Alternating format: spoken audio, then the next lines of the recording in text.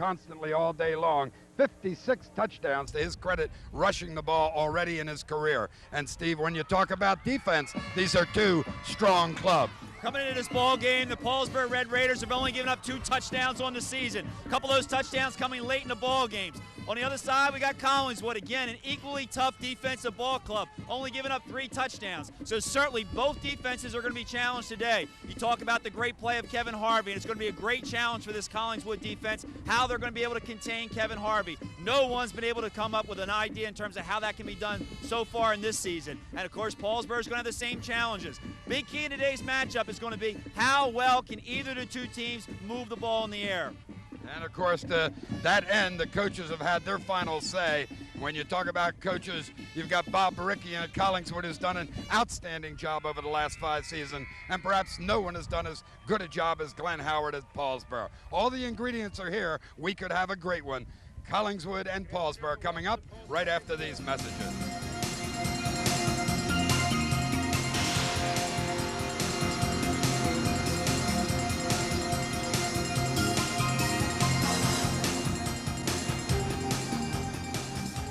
Gloucester County College has become the college of first choice, thanks to an affordable tuition, flexible class schedules, a quality faculty, transferable credits, convenient location, and an environment of academic excellence. So whether you're considering communications, legal assistant, business classes, nursing, allied health, or the sciences, GCC is your college.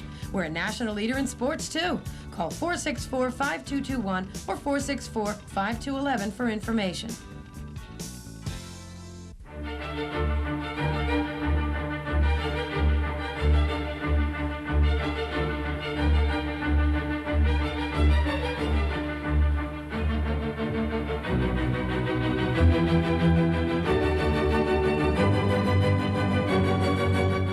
Available exclusively at Paulsboro Jewelers, world-class jewelers since 1950. 1309 Delaware Street, Paulsboro.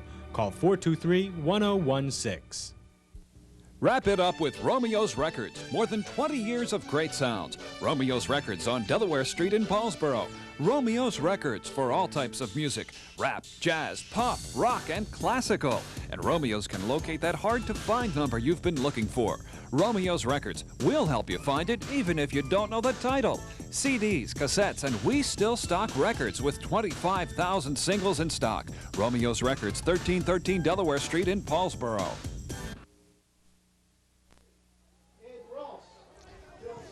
Paulsboro Collingswood coming up here at homecoming for Paulsboro High School. Also Hall of Fame Day. Mike Linder along with Steve Crispin for Comcast Cable Channel 5. And of course this one has all kinds of implications. Both clubs coming in 5-0. And of course remember in the Colonial Conference it's a closed conference, so you have no outside games till playoff time. And therefore this one, many people say, will be for the Colonial Conference title.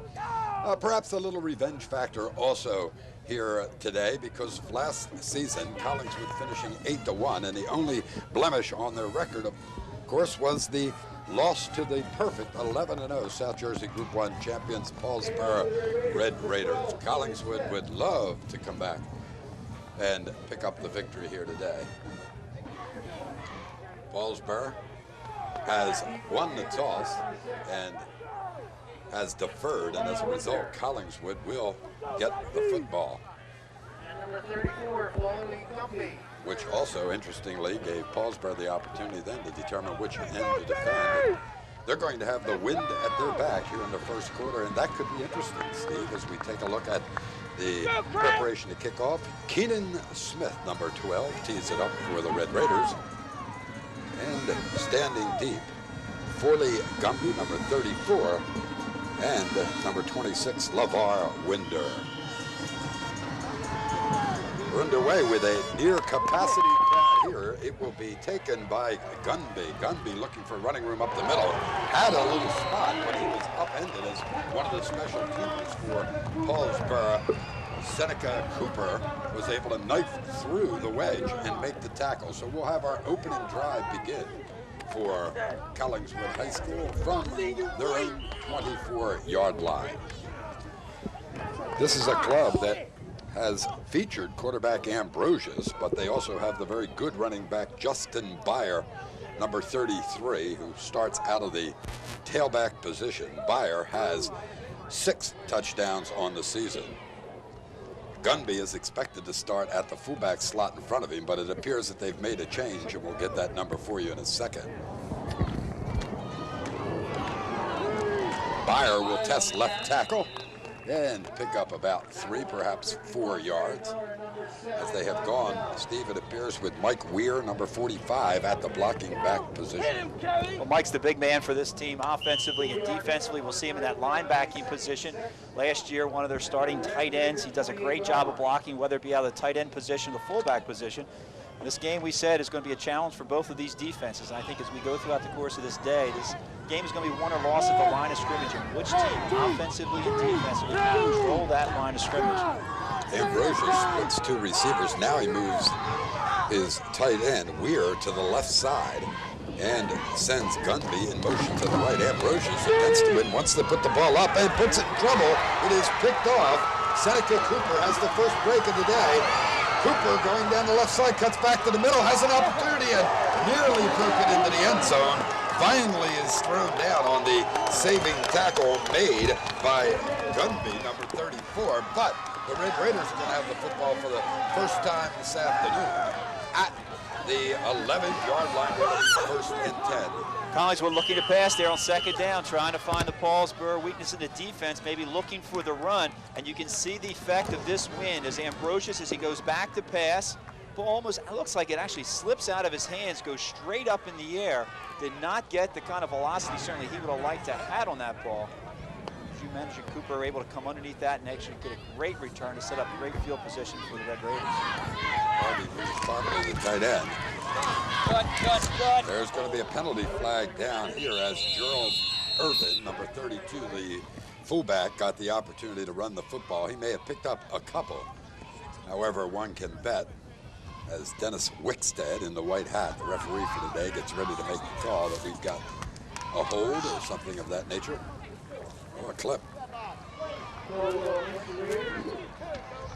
That will move them back, and perhaps that could be a mistake for Collingswood, from Collingswood's point of view, Steve, because this might just put the ball in Kevin Harvey's hand other than to hand it off. And we all know what happens when he carries the football. Well, the record and the stat that we were provided before the game, less than 4 carries is all he needs to score a touchdown. 92 points coming into this game here, second leading scorer in South Jersey. And the more room, as you mentioned, that you give Kevin Harvey to operate, the more dangerous he can be. And he's going to have the football this time. They'll just turn and go. Everybody to the right side. Harvey turns back to the inside, and he gets it past the original line of scrimmage. It appears they will mark it somewhere around the 10-yard line, so Harvey has his first yardage of the afternoon. There was no question about that. No pass run option at all, Steve. No, not at all. Complete run all the way, and it just gives you an indication of the kind of excitement that these people feel whenever he runs the ball. As he made that turnaround right end, all the Paulsboro sideline stands up. There's just so much excitement. You just expect something great every time he touches the ball. Brian Davis and Greg Harvey are slotted to the left side. That is going to be the inside trap and a beautiful hole. And nearly into the end zone is Irvin, coming from a slotted position to the left side. They will not have the touchdown, but it appears they are very close to the first down. That inside handoff, always very difficult to defend. You get the flow of the offense going in one direction, as we are going to get a measurement here. Then you turn and hand it off to that running back to the inside, a little bit of a trap blocking, kicking out the end. I feel for Collingswood right now, one of the things they got to be concerned with, certainly they want to stop Paulsboro here, but you've got to try to contain this very explosive Paulsboro offense. You want to try to prevent Harvey from getting the big play, force Paulsboro to put a lot of plays together, drive the ball down the field in order to be able to score. It will be enough for the first down. Well, they have it. Now 4 opportunities, if necessary, to get into the end zone from inside the 1-yard line, and down here it falls on the shoulders of that offensive line, and it's a good one for Paulsboro. At center, John Weber. The 2 guards, John David and Brian Peck. The tackles, Wayne Hampton, he's the outstanding one, and Kevin Chu. And Tarpet Lee has been at the tight end position, and they will have Mike Bell come in and play at the tight end position on the right side. They'll go into the end zone here. 1-yard touchdown run for Gerald Irvin. to put Paulsboro up 6-0. Well, they just piled them in there, didn't they? Right behind the big left tackle, Wayne Hampton. Well, we talk about the great skill players that this Paulsboro Red Raider team has, and we're going to be seeing them all day long. Harvey, Urban, Frisbee, but a lot of people feel the strength of this team is up front. A great offensive line. You said it, just fire off the ball, make contact, get as many people in there as you can, and it makes it look easy for the score. Keenan Smith's kick is not going to be any good. So with 8:43 remaining to play in the first period, it is 6-0, Paulsboro on top. Today's game brought to you by Dowdy's Fine Furniture with home and office furniture. In fact, over 24 desk styles in stock. In-store or in-home decorating services available. A complete bedding department. Free delivery within a 50-mile radius with a minimum purchase of $500. Major credit cards accepted and other financings available. Monday, Tuesday, Thursday, and Friday, 9 to 9. Wednesday, 11 to 5. Saturday, 9 to 5. That's Dowdy's Fine Furniture, Delsey Drive in Clayton. Well, turnovers will kill you. That is but the 5th turnover of the season, Steve, for Collingswood. They now average 1 a game, but this one really hurts them as they give the ball to Paulsboro down close. Early in the ball game, the one thing you do not want to do, and we said it's going to be very difficult for Collingswood to throw against this very strong wind, which is in their face right now. Paulsboro has it to their back, and one thing they're going to need to do now is establish that running game, and get their linemen firing off the ball, get themselves a little bit of confidence, and of course offensively they got to stay on the field to keep the ball out of Kevin Harvey in this Paulsboro offense's possession. Gunby again with the kickoff, again tries the middle, and one more time has someone break the wedge and make the stop, and I believe it was Seneca Cooper one more time, and Cooper is on the ground and shaken up at the very least. That takes a real special kind of player, Steve, to go down against that wedge and to break through it. Cooper coming down on the kick off coverage at full speed, going in there, and he's the man that makes that initial contact. The Collingswood team had set up a wedge, and we're trying to just bust through there, and as you said, someone has to sacrifice themselves to the point where they come in there, they break up that wedge. He's able to do that. Well, he is really groggy as he takes off his mask. You can see, as some of the other Paulsboro players are, made up for Halloween. Trick or treat. He got a treat of a tackle, but a trick of an injury on that one. Ambrosius now slots everybody all over the place. He's got trips to the left side, and now there's going to be a whistle before the snap. Interesting to me that they chose the ball rather than in that first quarter perhaps to have chosen an end to defend and get the wind at their back. There's the call. It's dead ball, illegal procedure. Looked to be the right tight end, Mike Weir, who was moving on the play. But you're absolutely right, Mike. That was a very important decision on the behalf of the coaching staff of Collingswood, because the wind will certainly be a factor. Paulsboro electing to defer. Not only were able to put their defense on the field, but they were able also to have this Collingswood offense working into the wind. And I think if I was Collingswood, I'd want to get off to the best start possible and give yourself the best conditions to do that. There's under 8 minutes to play now, 7:57, as Bayer gets the call, and it picks up maybe 3 to get him back to 2nd and 12 following the fumble. Big crowd here, Steve. It was an early crowd as far as the stands went. Now it is lined all the way around here, and an enthusiastic crowd. And Collingswood hoping to do something to get some support from their fans and get them into this ball game.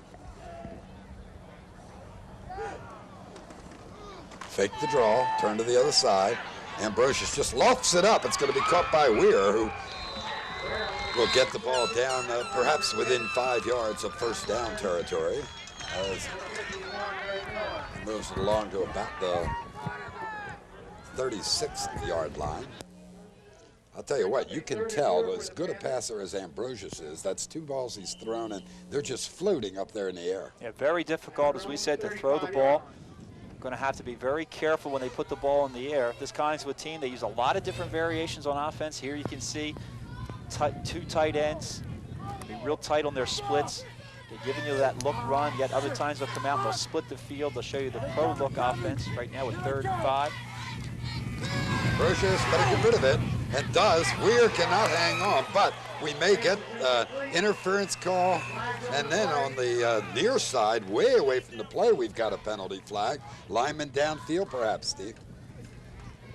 Looked like a screen setup. I missed the preliminary signal. Looks like both the flags will be the same call. You're right, I missed it also, but it will be going against Collingswood. I've got to bet lineman downfield.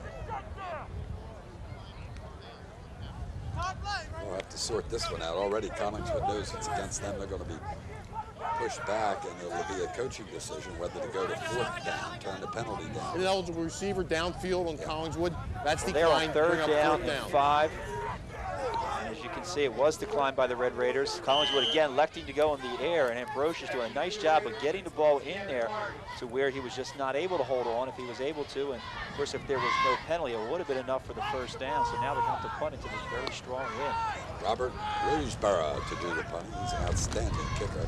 Better get it off in a hurry, and he does. Not very far. I looked at the wing, just grab it, launches it backwards after it gets up there. And this is going to be a net of about 7 yards from the line of scrimmage, if that, depending on the spot.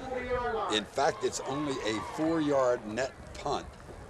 And winding up with the ball at the Collingswood 40 will be the Red Raiders for the 2nd time this afternoon.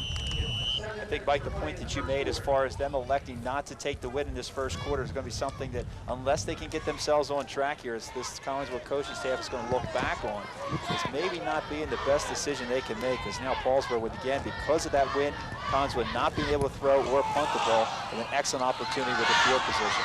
If Harvey makes something out of this, this will be amazing. He does make something, about maybe a yard or so. But the play starts off messed up with the exchange between the center and the quarterback. Then there's penetration, and Harvey's speed is the only thing that gets him to the outside. He winds up picking up 4. It is 2nd and 6. Well, the number of years that we've had the opportunity to see Kevin Harvey play, he's a junior this year. He's made those kind of plays look so exciting.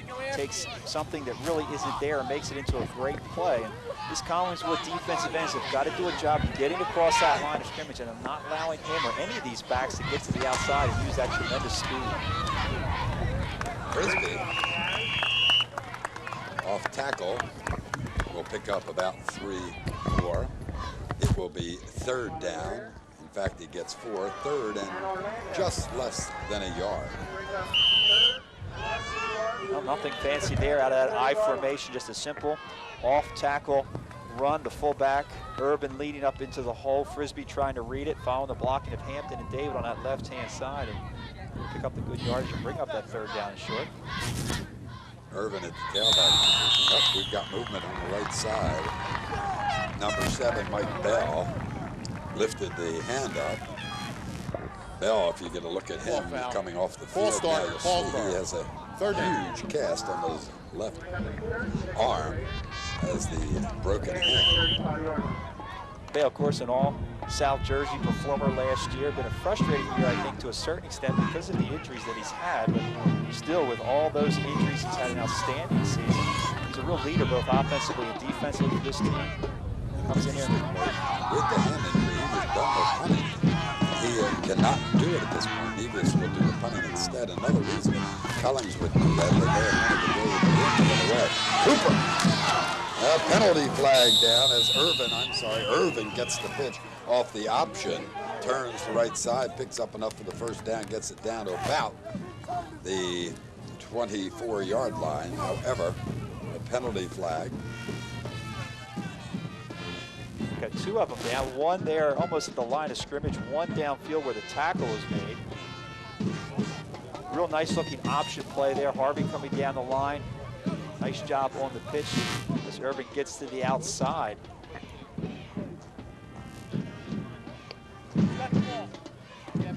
Quick stage shows us the clip.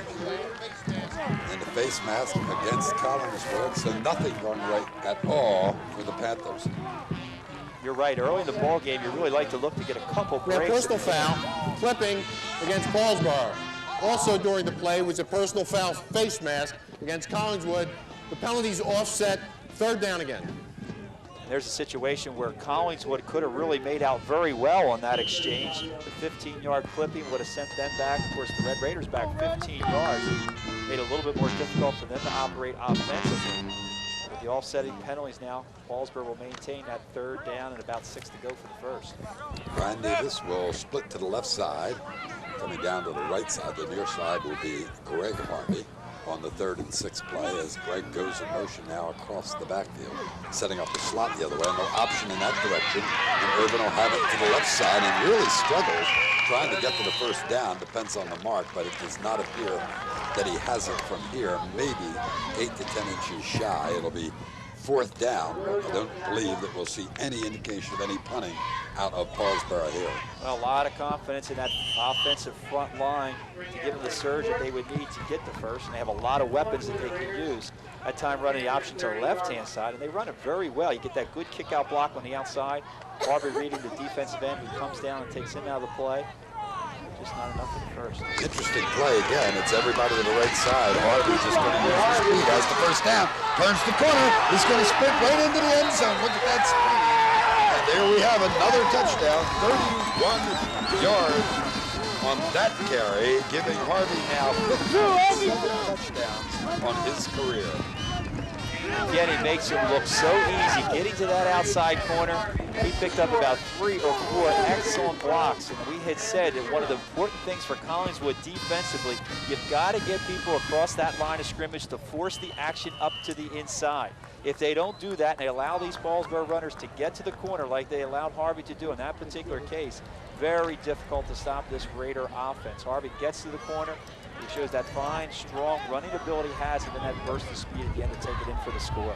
As a result of the missed kick on the first one, they'll try the 2-point conversion run, and it'll be no good as Conversion fails, makes the score of the Paulsboro Red Raiders. Unusual play. You normally don't see this kind of play on less than a yard in the to first go. quarter. Well, a lot of confidence in that line, a lot of confidence in Kevin Harvey and his ability to run the ball. He knows what he needs, but now he sees he has the opportunity to make it into a big play. He could have cut it up on the inside and picked up the first down, but he picked up some excellent blocks on the outside. Guards getting out in front, good blocks from his wide receivers, and that makes a big difference when you bust those big plays. You look at Greg Harvey, wide receiver, who will be in there doing a lot of downfield blocking, Ryan Nevis. These guys that get downfield, they give you the blocks that they need to take short plays and turn them into long touchdowns. You see me go. Well, for the 3rd time now in this opening period, teeing the football up will be Keenan Smith. This a position that Collingswood is not used to being in, allowing only 20 points this season. Last year, too, Steve, they had 6 shutouts, so this has been a defensive unit that over the last couple of seasons just been outstanding, Collingswood. Oh, they have been, but everything, as you said, is just working against them up until this point. We talk about having to go into the win this first quarter. Paulsboro offensively has gotten excellent field position. We're going to probably get an offside penalty here by Paulsboro as the outside men just getting a little bit ahead of the ball, but just not able to get it going offensively. The turnover of the first series, not able to pick up the first downs and put a good series and put a good drive together, and then the poor punt. Right now, there's still a lot of time. You figure 4.5 minutes, still enough time for Paulsboro to get their hands on that ball again with that wind behind their back. You sense that Collingswood has to try and get some first downs here at the very least and get that change of direction at the quarter. They cannot afford to give the ball back to the Red Raiders and have them score a 3rd time here in the opening period. I'm on the Paulsboro sidelines. You might start thinking about using first downs, although it's very early in the ball game. You may start to think, let's use first downs, try to stop them defensively, and get that ball with some time left so we have that win behind us. Smith's kick for the 3rd time goes to Gunby. And for the 3rd time, he tries to middle it. This time finds some running room, picks up an additional 10 to 12 yards than he had accomplished the first 2 kickoffs. And Smith, the kickoff man, makes the tackle. Wraps him up at about the 39-yard line, where Ambrosius and crew will start for the 3rd time. At their own 38-yard line.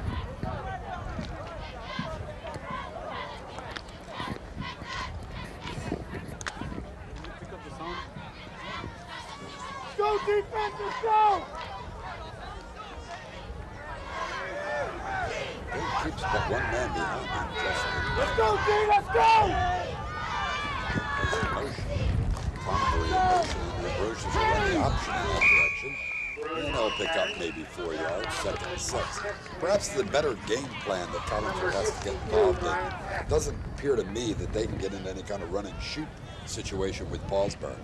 Well, there's no doubt about it. I think coming to the game, you've got to think we've got to keep that Paulsboro offense off the field. And that last play is a good one by Collingswood. You get 4 yards out of the play, you keep the clock running, you just get your line firing off the ball. They have a lot of strength up front.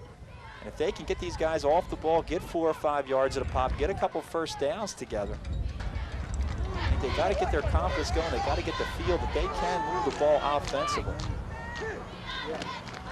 We'll try the left tackle this time. They found a big hole for Bear. He will be close to a first down. We'll mark it. We'll have to take a look.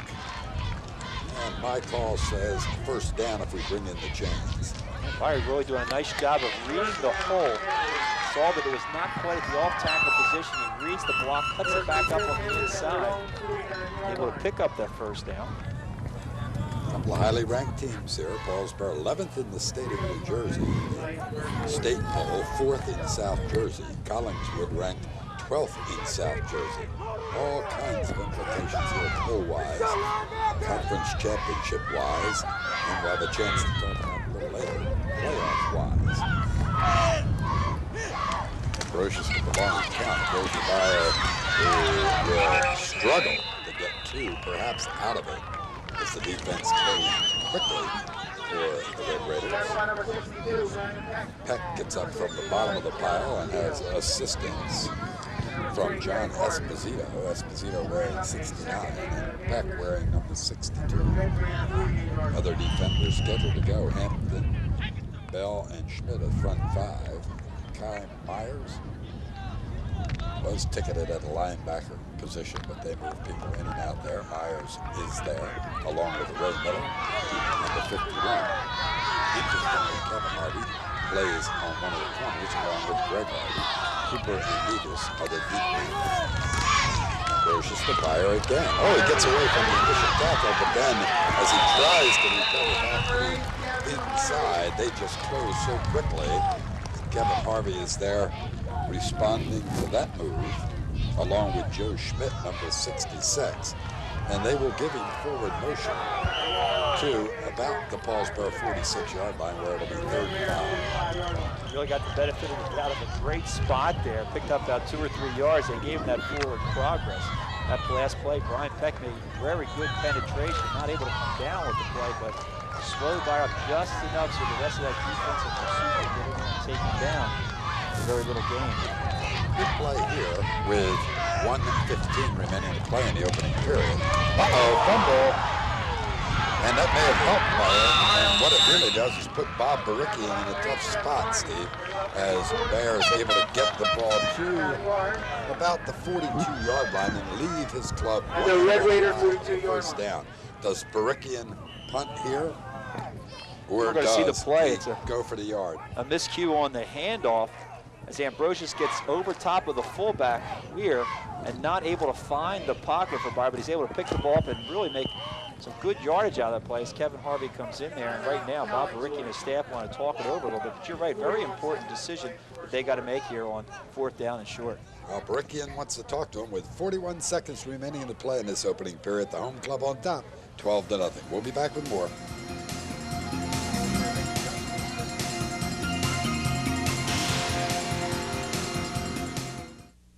America was fighting for its independence. The year 1777, the battleground was Gloucester County. The Hessians were coming. Jonas Cattell went into action, traveling to Gloucester County, 26 miles on foot to warn his fellow patriots of the coming attack. Jonas Cattell, Gloucester County at its best. This moment of Gloucester County history is brought to you by Maggie Smith and J.D. Behringer Jr. The spirit of fighting for Gloucester County is part of their lives. Maggie Smith and J.D. Behringer Jr. for Freeholder. Since 1943, people have come to Paulsboro Supply for all of their plumbing, heating, and electrical needs. They offer friendly, knowledgeable advice and personalized service not found in the larger chains and home centers. Paulsboro Supply handles a complete line of fixtures and equipment, including pipes, valves, and fittings in copper, iron, and plastic. Visit Paulsboro Supply for Rude gas and electric water heaters. Paulsboro Plumbing, Heating, and Electrical Supplies, 1218 North Delaware Street, Paulsboro.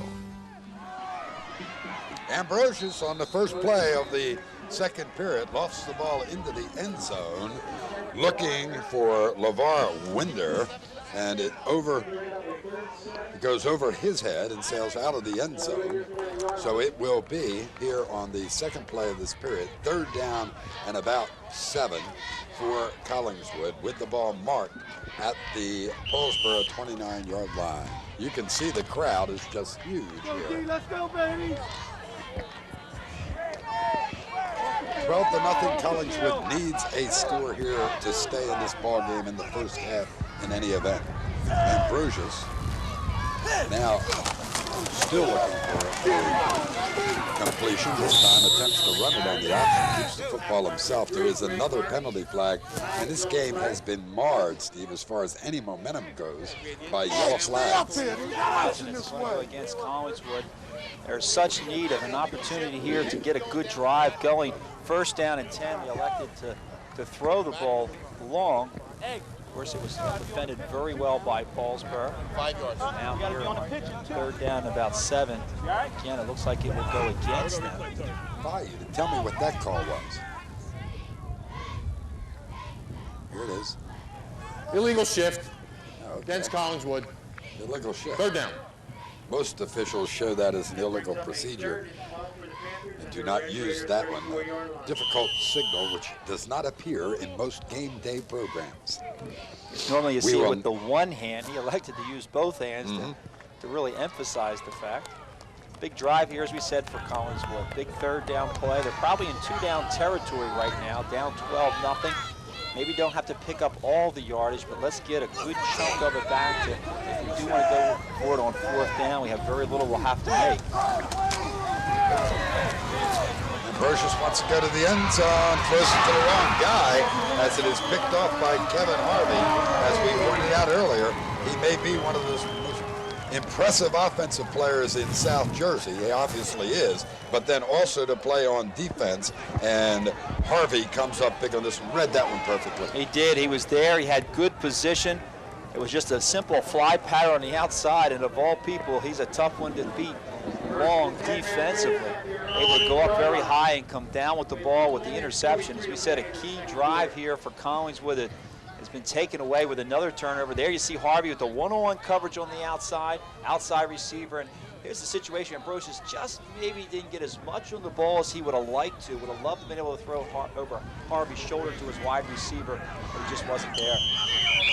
Another penalty flag. I've lost count. I don't know about you, but it is very difficult to get either team into sync with the yellow flags flying. Not snap infraction. Snap infraction. Paulsboro.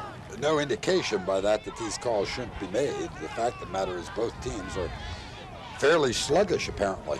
This happens a lot of times when you get into the big ball games, and this certainly is the biggest for both of these teams up until this point of the season. So much on the line.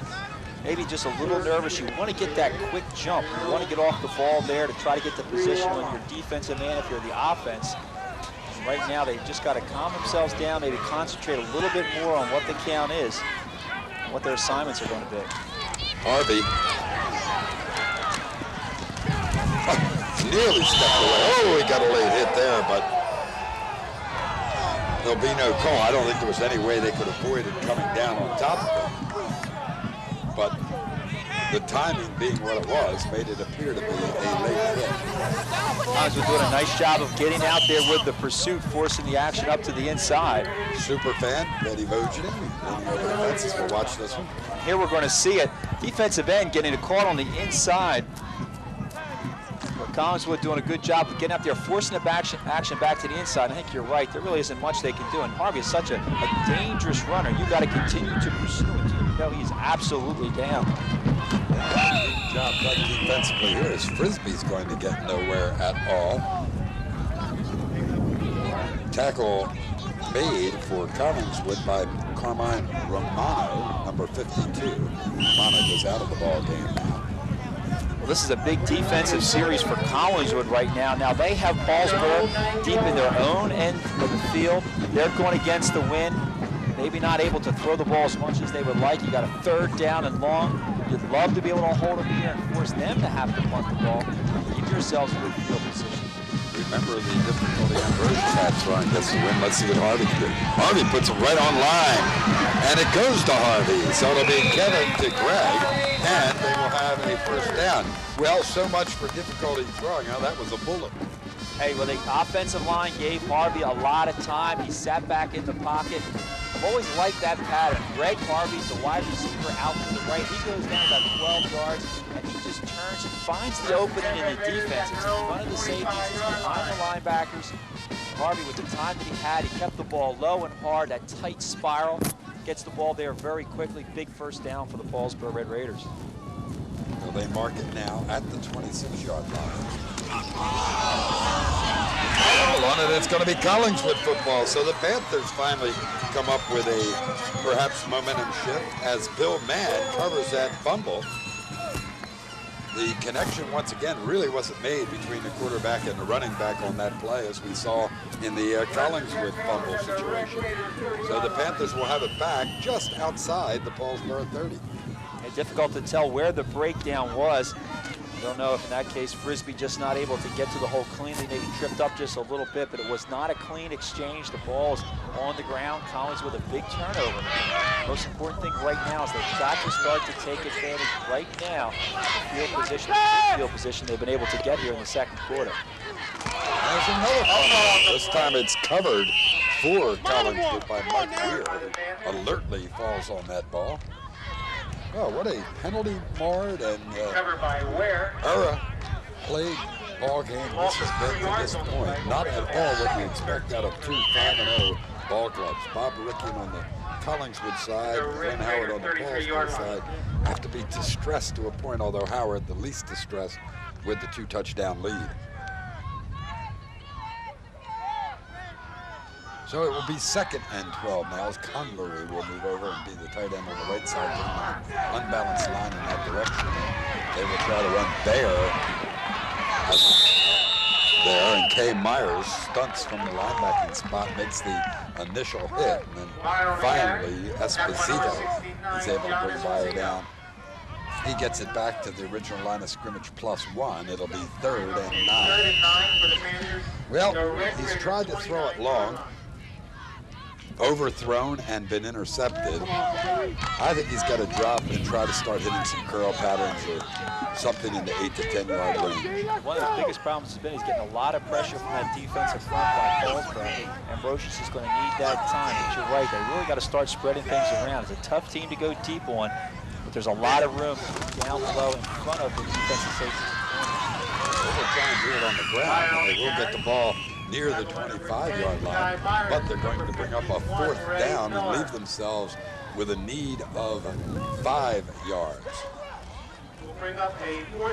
Well, they had one other 4th and a couple called a timeout, made the judgment to go for it. In fact, the timeout was simply to talk over what to do. They picked up that one and got an additional 6. Now they need the 5. They went with Bayer in that situation, and let's see if Justin gets the call here.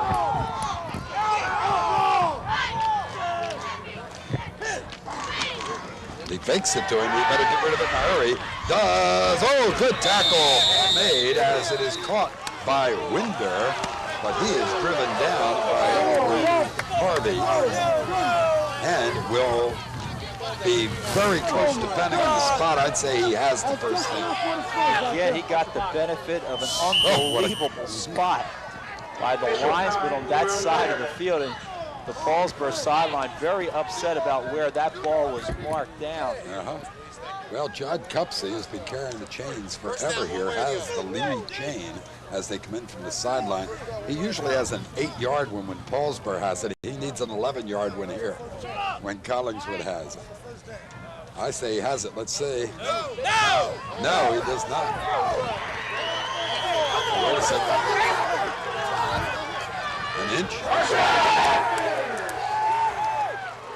So he didn't get enough of the spot. An opportunity to see it. You can see the ball caught just in front of that line.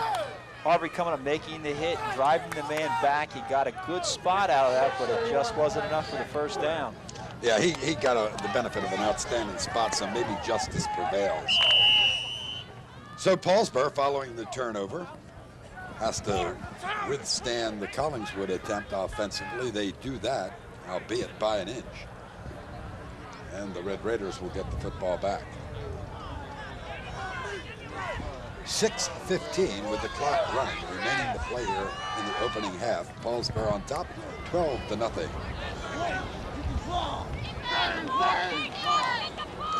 Long count from Harvey. And he's going to let Frisbee carry it again. Remember last time he fumbled the football. This time he's able to get it out to the 30-yard line and very close to a first down before he is dragged down by Bill Mann. He'll leave himself about a half a yard shy. Second one for the Raiders. Their own 29-yard line. Tuck it away, Frisbee! Tuck it away! Tuck it away! 4th, 3rd and 1 they had, and they ran outside with Harvey. They have a 2nd and 1 here. They'll turn and let Frisbee earn the first down himself. He picks up that +5 as he crosses the 35-yard line. They'll mark it up to 36. This is a methodical ball club, and they have been outstanding in terms of their offensive ability versus the defense that they have put up and the offensive ability of the other teams. They have just outscored people at will this season. And they do it with a very balanced attack. We talk about Kevin Harvey and the great player that he is. We talk about the great offensive line, but they hurt you in so many ways. Of course, Harvey with his running and his passing. Excellent core of wide receivers. They always seem to be strong in the backfield with Frisbee and Irving. This year, This time he wants the inside, wants to reverse his field. Watch this one if he gets away. There are a couple of penalty flags down, remember?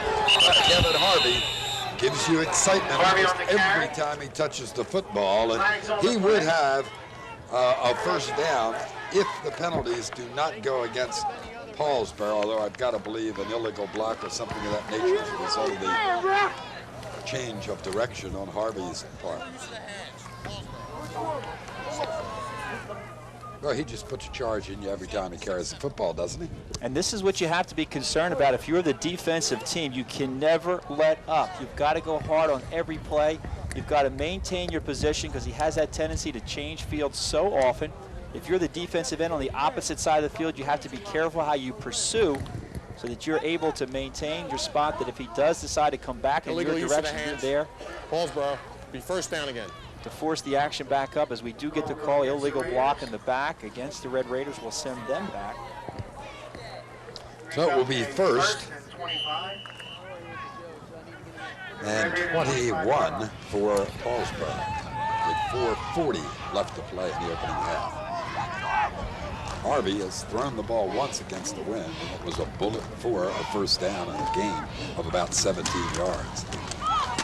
Frisbee quickly goes off right tackle. He is dragged down on a good tackle by Mike Weir, but not until he picks up about 6. It will be 2nd and 14. 14 for the Raiders at their own 33-yard line.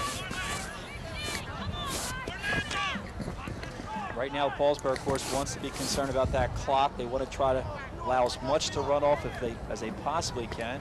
Not want to give Collingswood the opportunity to get good field position with a lot of time left here in the second quarter.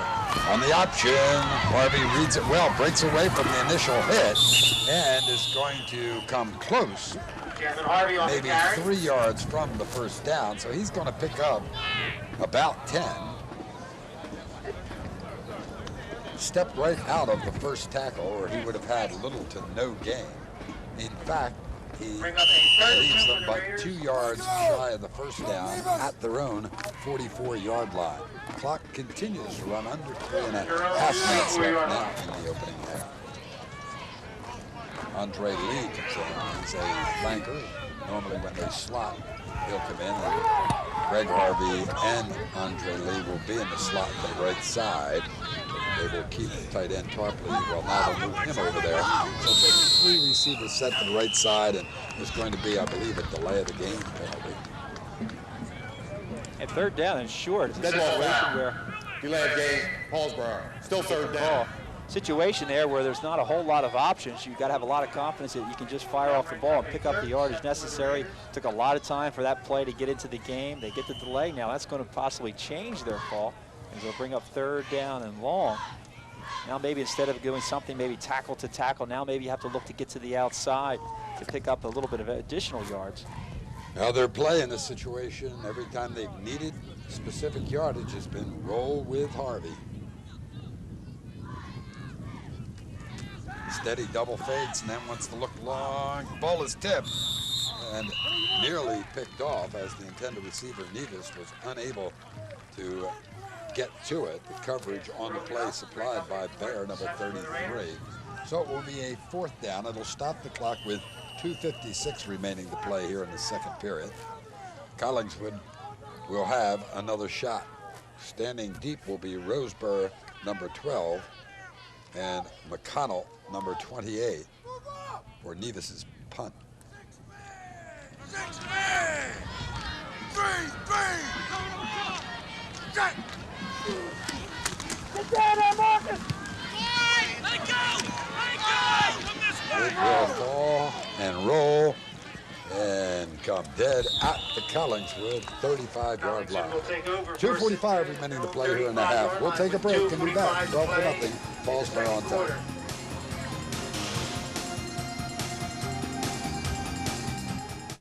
Every person is different, so it's no wonder everybody has different tastes when it comes to pre-owned automobiles.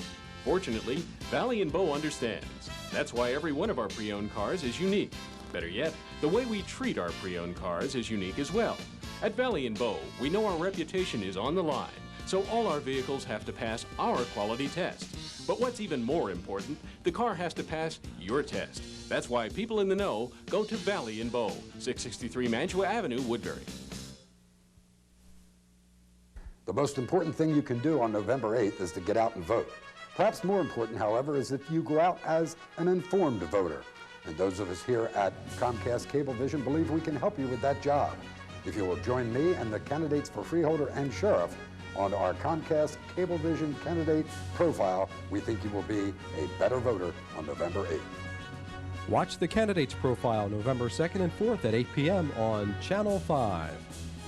Gloucester County College has become the college of first choice, thanks to an affordable tuition, flexible class schedules, a quality faculty, transferable credits, convenient location, and an environment of academic excellence. So whether you're considering communications, legal assistant, business classes, nursing, allied health, or the sciences, GCC is your college. We're a national leader in sports, too. Call 464-5221 or 464-5211 for information.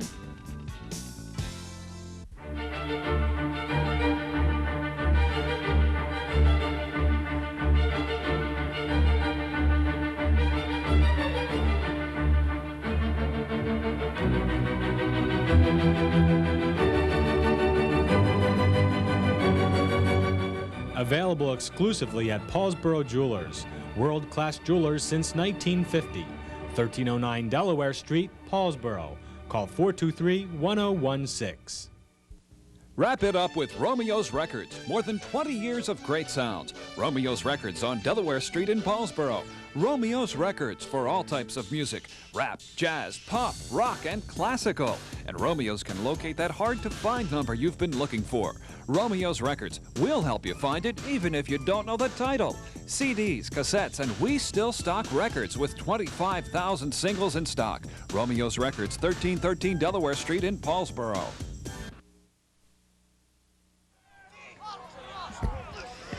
Glenn Ambrosius at quarterback will try to get something for Collingswood before the half. He has just over 2:15 to do it. Going to go right down the middle and has the big tight end, Bill Convery, number 82.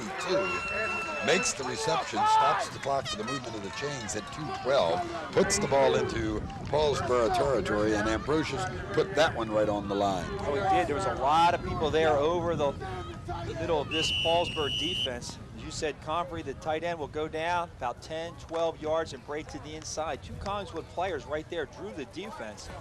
As you can see, both of them in the same area, 4 defenders right there, but Ambrosius drills it in there, pick up the first down. He's got a slot to the far side and a flanker to the near side. Bayer remains in the backfield to block. He pumps once, he's in some trouble. He better get rid of it in a hurry. He does. The man is open. It's Convery. He is tackled. It appeared perhaps an instant quick. I'd like to see that one again. I'll tell you what, down at the end of that play, no flags, 2 officials both converging on it. But Convery had the opening, and the ball was pretty close to being delivered on target. Let's take a look at the end of this particularly, Steve. Well, Ambrosius, he's flush from the pocket. I think he does a real nice job here. He knows he can pick up 10 yards, but he's got to think big play with time running out.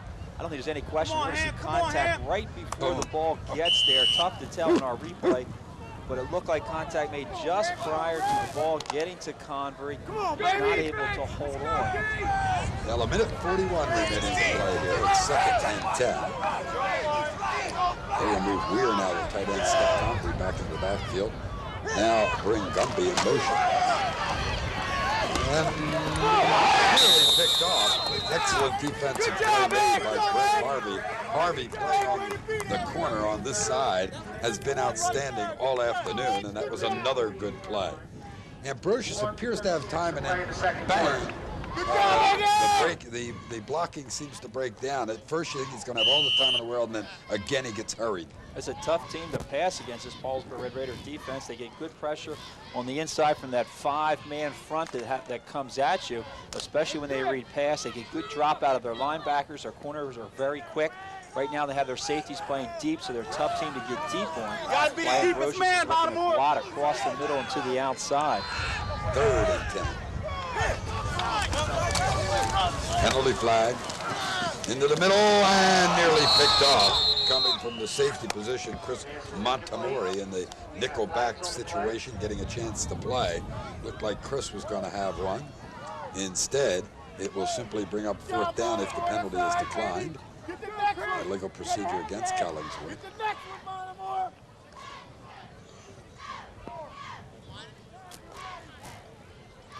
We have an illegal formation against Collingswood. That penalty is declined. It'll be 4th down. So it'll be 4th, and Barikian apparently going to punt, not take a chance of turning the ball over in midfield to Paulsboro with 1:30 left to play. Well, this is always a chance you take when you punt the ball also, because it's going to send number 8 back there deep, but it's probably the right thing to do right now. Try to put as much distance between this Paulsboro offense and that goal line as you possibly can. It doesn't look like Glenn Howard really thinks they're going to punt the ball, as he still has his defense in their regular 5-2 setup. Rosebar is their punter. He's also a second quarterback. Look at this kick.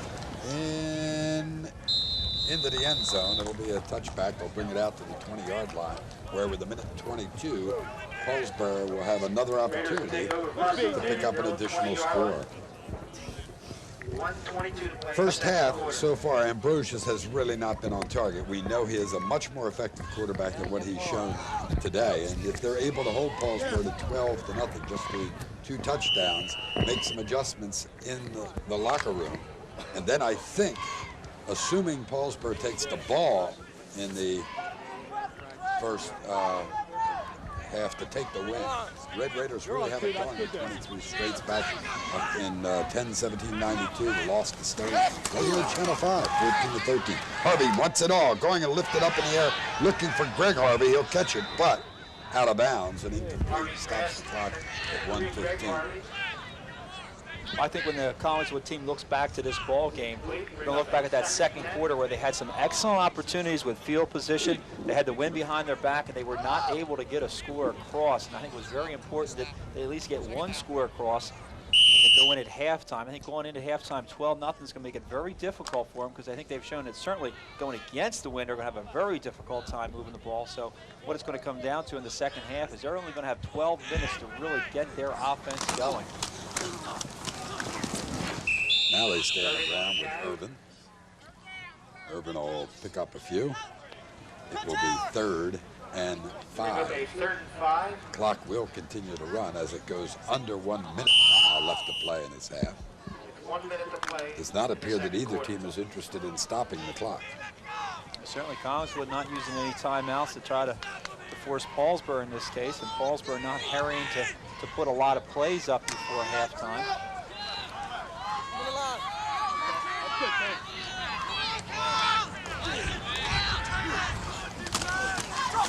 Frisbee will have a first down. They'll have to stop the clock for that purpose at 31 seconds while they move the chains.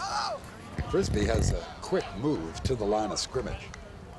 Really nice coming out of that fullback position. Frisbee has the speed, but he's really developed the strength that you need to be a fine fullback.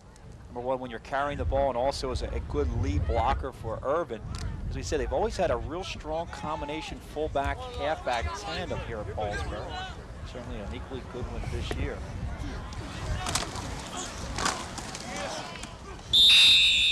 Not much doing for Irvin, and that will be the last play of this half. 3, 2, 1. Now, homecoming day, Hall of Fame day at Paulsboro. 5-0 Collingswood, 5-0 Paulsboro, and the home team Red Raiders at halftime on the Valley and Bow scoreboard are up 12-0. We'll be back with second half football right after these messages.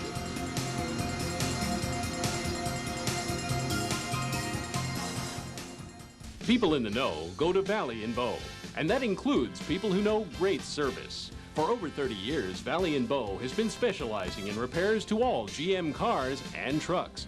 We're winners of the prestigious Doer Cup, the award that honors service excellence.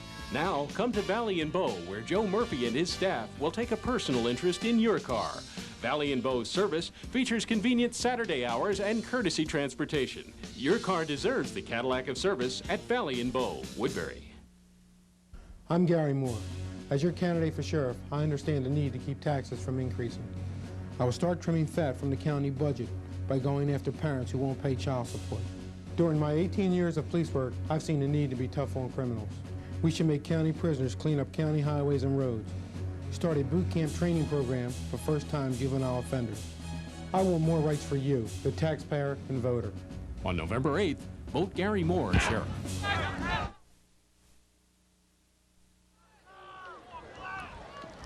Robert Roseberg gets ready to kick the football off here to start the second half. Paulsboro on homecoming day owns a 12-point lead, 12-0 over the Panthers of Collingswood. Mike Linder along with Steve Crispin for Channel 5, and that's twice now that the wind, as strong as it is, and Collingswood's back has blown the ball off the tee. Remember, Paulsboro had won the toss and had deferred to the second half. They chose to receive here in the second half, and Collingswood said, we're going to have to do it in the third quarter. We want the wind at our back. And you can see as Roseberg pounds this one into and out of the end zone, Paulsboro will have the ball at the 20-yard line. Key to the second half, Steve. Good kick when you got the wind. Well, key to the second half. Stop them here, huh? No doubt about it. This is a key opportunity for Collingswood right now. I think going into halftime, Bob Barikian had to be somewhat pleased to be still in this ball game, only down 12-0. He's been successful in terms of being able to stop this Red Raider team. As you can see, the Red Raiders very successful in this matchup with Collingswood, leading the series 22-12. Only down 12-0, although they had their opportunities in the second quarter. And they had their opportunities when they were going in this direction, the wind behind their back. I think right now they want to come out strong defensively, get right off the start here, try to hold them in this series, and get the ball still a good field position. There is a fumble. Harvey loses the football. Collingswood indicates they have it. This would be a huge break for the Panthers if they come up with the football. A little difficulty on the handoff to Frisbee. I'm not sure. I think Harvey decided to keep it and then just had the ball knocked away by Frisbee as he came off left tackle. So the big break goes to Collingswood early. This couldn't have worked out any better for Collingswood. As you see on the play, Harvey on the handoff. It kind of hits the hip of Frisbee. Then it comes loose. And it looked like Brian Clark got on top of that ball. But an excellent opportunity now for Collingswood, although this is where they were in the second quarter. An opportunity to score, but right now they have to take advantage of it. The Panthers, of course, with a 12-game win streak of their own. Their last loss, that one to Paulsboro a season ago, and their 8-1 year. Confusion here by Ambrosius as he attempts to get the ball to Byer off left tackle. They're fortunate they did not have a turnover here. Shows you how difficult it is playing in the Colonial Conference with so many Group 1 schools for a team to make the playoffs, with Collingswood going 8-1 a season ago and not making the playoffs, and fearful that if they go 8-1 with a loss here today, the same situation could occur. Well, almost definitely. If they lose today, they will not make the Group 2 playoffs. Obviously for Paulsboro, it's not as much of a factor because they do play against some of the Group 2 schools, but it is a very much of a factor for Collingswood playing against a lot of the smaller schools in the Colonial Conference. Ambrosius gets it to his tight end, Convery. He picks up maybe 5. As they penetrate the 20-yard line, it will be 3rd and 5 from the 19-yard line. Again, confusion in the backfield, and Ambrosius adjusted well to be able to get the ball off. But there is a lot of confusion. The first play of this particular series, as we saw, Ambrosius running into the fullback, not getting a good handoff to Byer. And they're the same thing on the last play with the play-action pass, although he was able to adjust and find Combry over the middle to at least pick up about 4 or 5 yards in the play. Now unbalanced to the right as Combry moves there as the tight end with the double flanker to the right side. There, another holding penalty probably going to be called as he was struggling looking for the first down. Will not have it. As closing from the linebacker position was Ray Miller, number 51. Help also on that play from Esposito, John Waring, number 69. Dennis Wicksteck gives us the call. Well, the second half picks up right where the first half left off with turnovers and penalties. We saw them throughout the first half as both teams really not getting quite in sync. Holding, number 56, Collingswood. You're not supposed to do that. Tell us who did it, not at the high school level. But we find out that Jose Cruz was the perpetrator of that crime.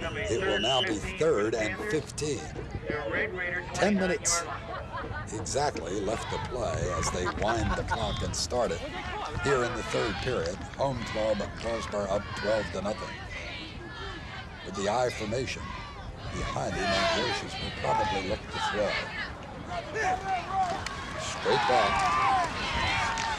Looking for Combry, who has it. Combry does an excellent job of catching the football in front of Brian Davis, who finally takes it down, but they're going to have the first down out of it, and it appears it will be outside the 10, which will give them an opportunity to get another first down.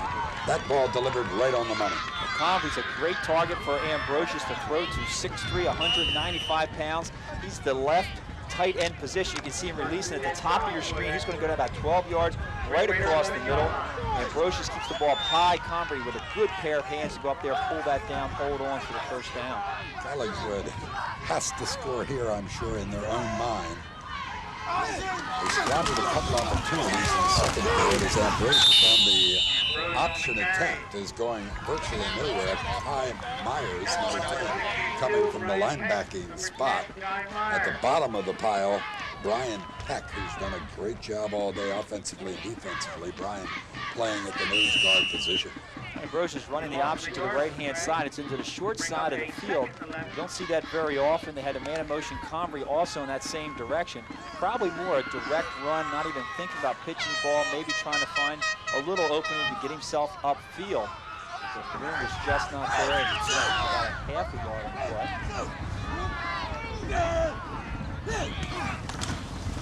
Double fake.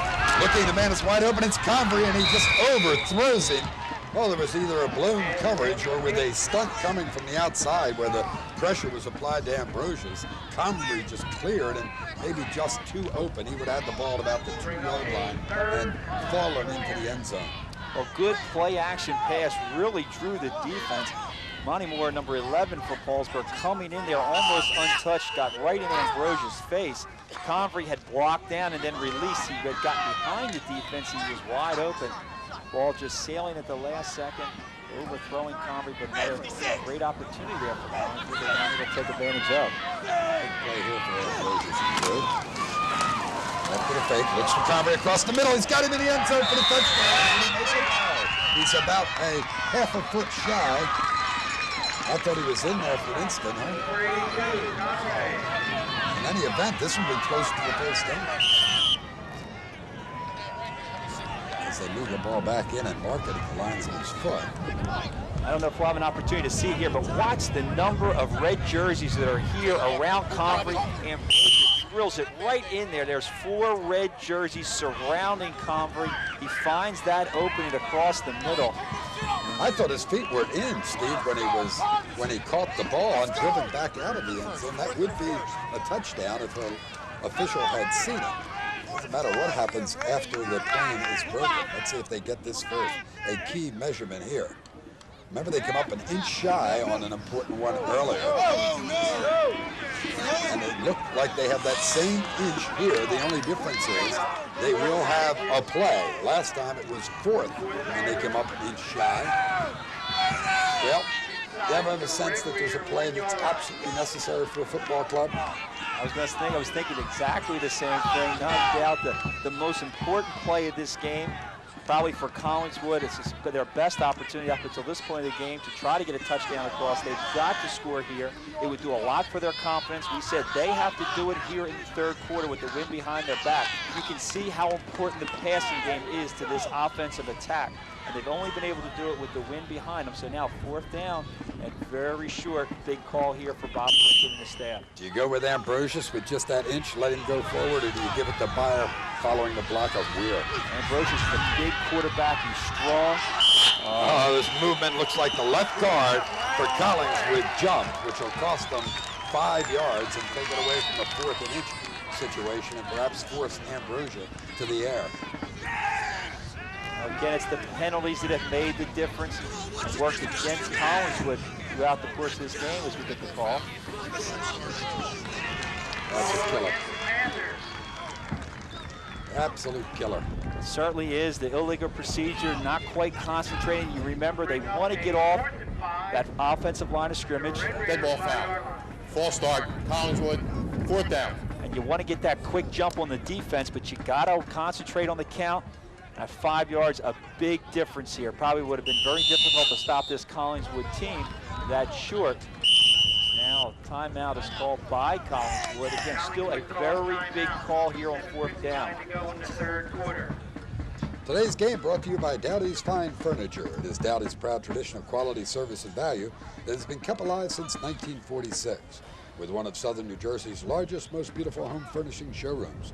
43,000 square feet of showroom with over 150 fully decorated and accessorized vignettes.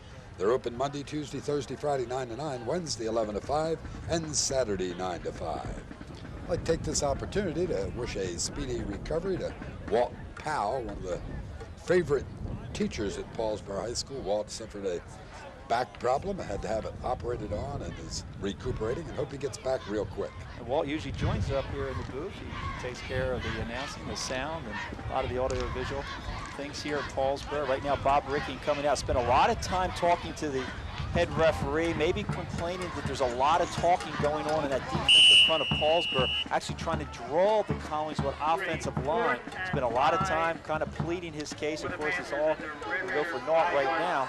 They certainly have made up their mind what the call's going to be, and if I'm Paulsboro, I got to keep an eye on number 82 wherever he goes.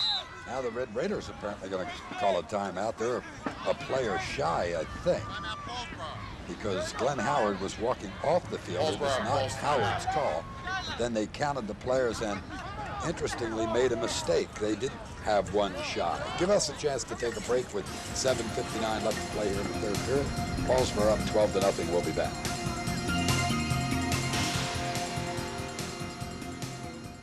Gloucester County College has become the college of first choice, thanks to an affordable tuition, flexible class schedules, a quality faculty, transferable credits, convenient location, and an environment of academic excellence. So whether you're considering communications, legal assistant, business classes, nursing, allied health, or the sciences, GCC is your college.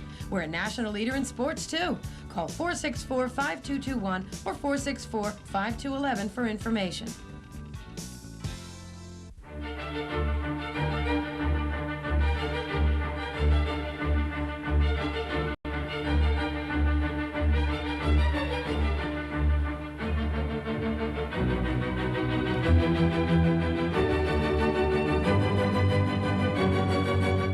Available exclusively at Paulsboro Jewelers, world-class jewelers since 1950. 1309 Delaware Street, Paulsboro. Call 423-1016. Wrap it up with Romeo's Records. More than 20 years of great sounds. Romeo's Records on Delaware Street in Paulsboro.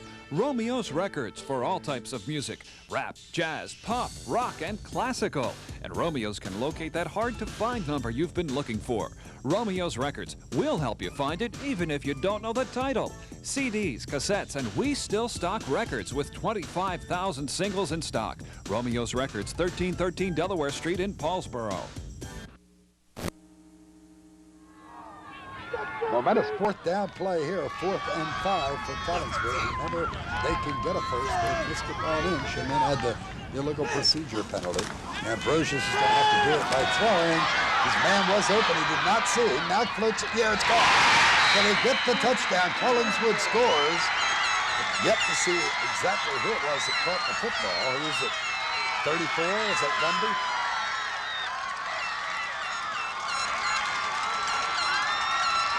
Gumby gets the touchdown. Corley Gumby catching it, just standing there waving. That's his 3rd TD of the season. All of a sudden, with 7:52 remaining to play here in the 3rd period, 6 points separate the clubs. And remember, Paulsboro unable to make the kick after the first and did not get the 2-point conversion after the second. And this is going to come down to Robert Roseberry. He has 16 successful PATs this season. Kicking specialist out of Ambrosius Hole. With the wind at his back. Good snap, good hold, good stick.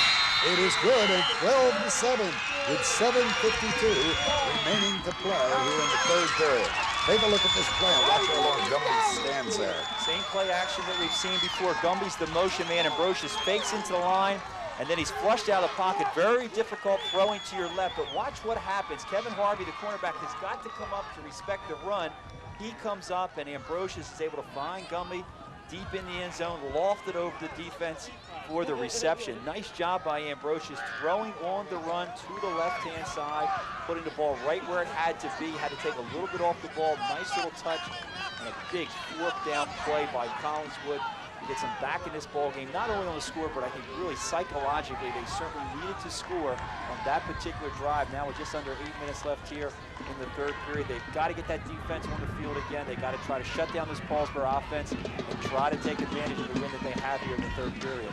You know, I think the crowd got bigger after halftime, Steve. They're now 3 deep in each end zone minimum and line the field and both stands absolutely jammed. This was seen as the biggest game of the weekend in South Jersey.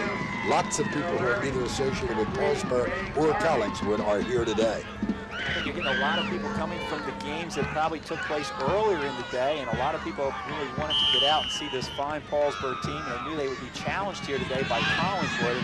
Collingswood's done a nice job of living up to the expectations they have and keep the momentum going with the kick deep in the end zone. And again, this defense has got to come on the field right now and show what they're capable of doing and try to hold this Paulsboro offense here in the 3rd period. Remember, Collingswood, 6 shutouts a season ago, giving up just 18 points this season. They have been a strong defensive club for a couple of years. Baricchia, who is in his 11th season, 54-44-41-1.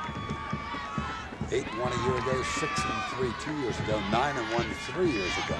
They've allowed just Woodbury just 2 first downs in the 2nd half. They have not yet allowed one for Paulsboro here. Frisbee has done a decent job on that slant off left tackle. All ball game. Picks up 5 or 6 here. It's credited with 6. It'll be 2nd and 4. He said one of the keys for Collingswood defensively is you've got to prevent Paulsboro from getting the real big play. For the most part, except for the long run by Harvey, the 30-yarder for the touchdown earlier in the ball game, they've really done a nice job of containing this Paulsboro offense. Of course, right now they want to try to minimize any kind of ground attack that they may be able to put together and get control of that ball. Harvey on the option will not get to the outside. he may fall forward and pick up a yard. That time, as you must do on the option team to stop it, is each person do his particular assignment. And especially those defensive ends, and we keep saying how important their play is going to be in this game. The defensive ends in that particular case doing a real nice job of stringing the play out, forcing Harvey to run from side to side, not allowing him to get upfield. And by that time, the defensive pursuit had an opportunity to get in there and also make the play. A big 3rd and 3 play here from the 27-yard line for the Red Raiders. Move the tight end to the other side, and they'll just go with everybody going to the right. Harvey going faster and further than most of them. I do not know that he got the first down. He knew where the chains were, but they did drop it. Let's see if he was able still to step out beyond it. Harvey says he got the first down, and that was all he had in mind. Let me find the chain and get there.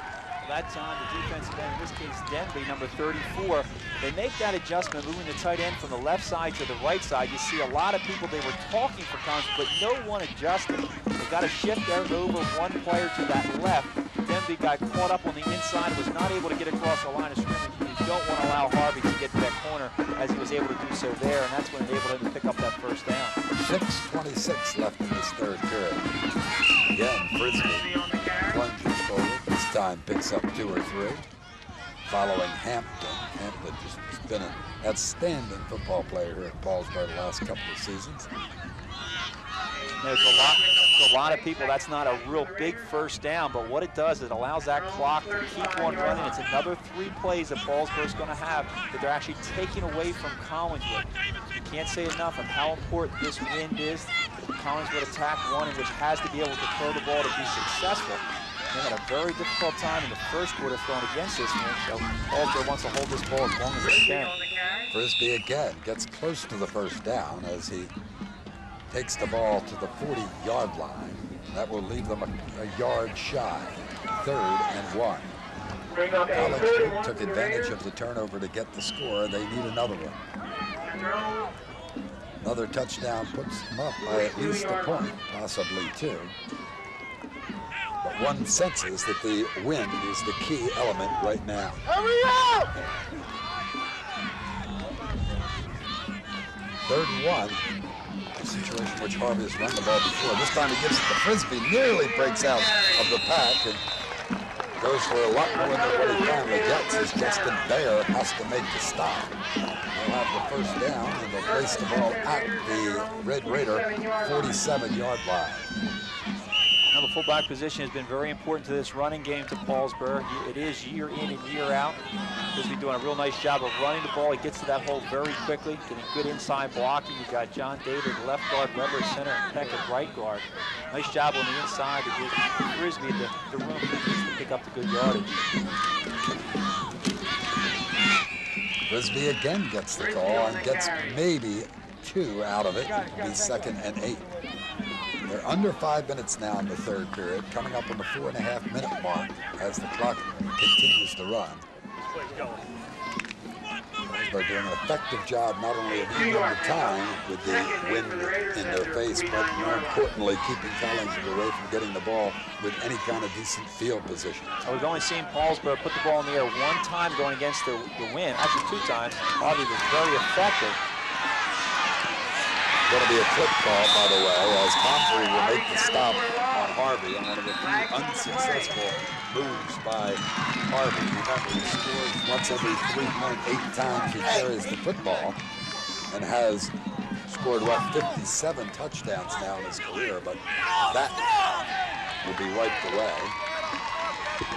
Well, number 82, there you see him in our picture. Humphrey does a real nice job of that defensive position. He strings that play out, he strings it out, he strings it out. He doesn't allow Harvey to get himself up. When he does make that break, he's able to get off his block and take Harvey down and tackle. Illegal use of the hands. Paulsboro. 2nd down. Well, that will not count in the offensive total for Mr. Harvey, so it will not hurt his average as it will be wiped away as a play if Collingswood takes the penalty. Moves the ball back to the 31-yard line. Harvey now lifting it up high It's going to be picked off by the Robert Roseborough, who we know mostly from the kicking situation, playing a defensive halfback. Read that one from Harvey, something you seldom ever see. Really an underthrown pass, and I think you have to say the wind played a role there. They're going to have just under 4 minutes, 3:57 with the wind at their back. Certainly the ball getting caught up there in the wind just a little bit, but Collingswood with good pressure from that left-hand side, forcing Harvey maybe to throw it just a little sooner than he would have liked. So Roseborough able to make that play. He sits and he waits, he holds on. That's a big turnover. After 4 minutes here, Collingswood with that wind behind their back. Let's look for Ambrosius to really start to air it out right now. This big receiver, number 82, Convert. Ball at the 48-yard line. They'll let Meyer bear the football for nothing. In fact, probably a loss. As he is wrapped down, Mike Bell, Hampton is at the bottom. Harvey on top. There will be a loss of a yard. It will be 2nd and 11. Coach Glenn Howard on the Paulsboro sideline. He's telling them, watch the pass, watch the pass. You'll probably see him not doing a lot of stunning up front this time. Let the 5 men go. Let's get a good drop out of our linebackers. Defensive ends, let's get a hit on the tight ends coming out, especially out of that tight end spot. Gumby will slot to the left side and Winner to the right side. Gumby in motion. Gets rid of it, and it's caught on the screen. Let's see if he can break loose. Good job done by Mike Weir, getting away from the initial tackler to try and get behind his wall of blockers. And again, we're going to be very close to a first down. And again, possibly a measurement. And if I were Wickstead, I would bring him in. We'll watch this one. Wow, nice job by Ambrosius. Weir's the tight end to this side of the field. He slips out. Ambrosius waits, he waits, and then he finds him. And we're trying to cut against the grain here, getting himself upfield. A big man to have to bring down, close to the first down, not quite enough. Again, they're in a situation where they must get the short yardage for the first down. I would imagine it would take 2 plays to try it, even though the ball is not that far from midfield, but it's irrelevant as Bayer gets the first down, and they get the ball to about the 36, and the clock stops at 2:06 while they need to change. And Collingswood has got to start moving more quickly. With 2 minutes left, although there's another whole quarter to play, they got to be thinking we've got to get this ball across here, and at least try to pick up as much yards as we can with this wind behind us. And maybe start to think about maybe using some timeouts, give them as many plays as they can here, moving in this direction. Mike Bell lived off. He's an important member of the defense out there. He's unable to go at this point. Remember, he has the broken hand with a big cast, plus now it looks like a legend. Ambrosius has his man Combry. Instead, he decides to keep the football. Combry gives him a good block, and Ambrosius will pick up about 5 and get very close to the 30, marking at the 31-yard line. Both the receivers that time, it looked like Combry was open early, and then LeVar Winder came open. It's a good play-action play that really drew the defensive front and gave Ambrosius some room out to that left-hand side. He had Convery open, but I think, as you pointed out, he wanted to get to Winder a little bit deeper, and then the Paulsboro defense adjusted, so he took the best opportunity he had, and that was to run it to the sideline, got himself out of bounds and stop the clock. And he stops it with 1:35 to play with the wind at their back. Let's go!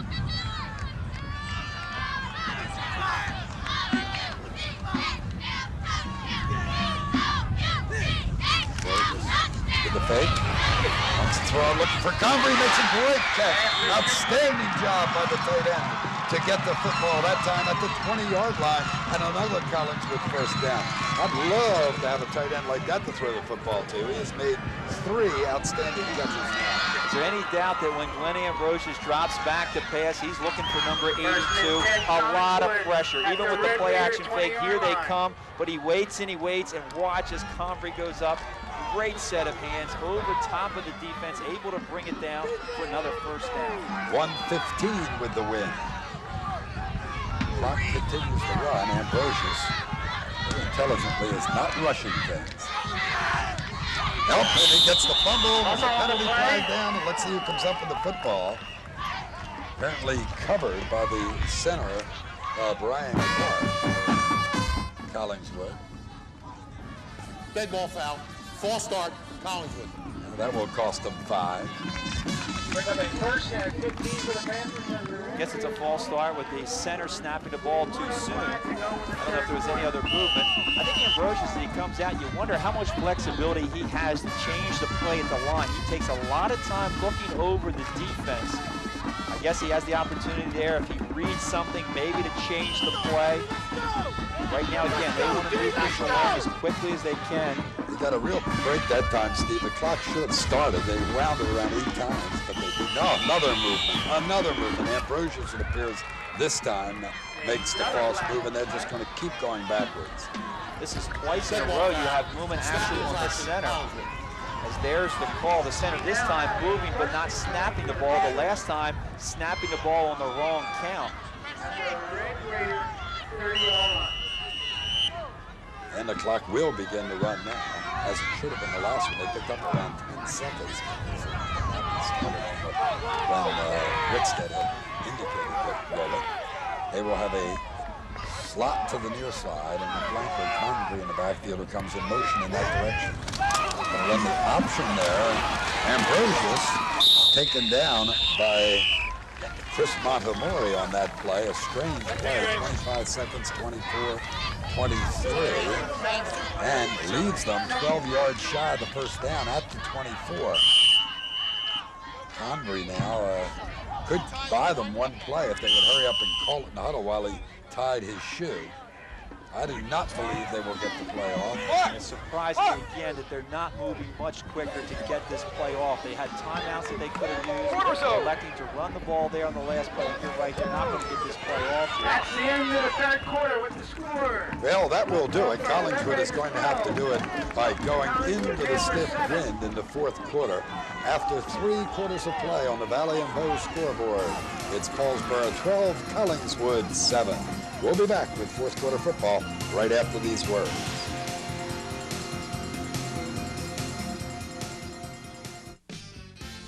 Now at Valley and Bow, the new Aurora with smooth flowing lines, sensuous curves, and power. Test drive a new Aurora.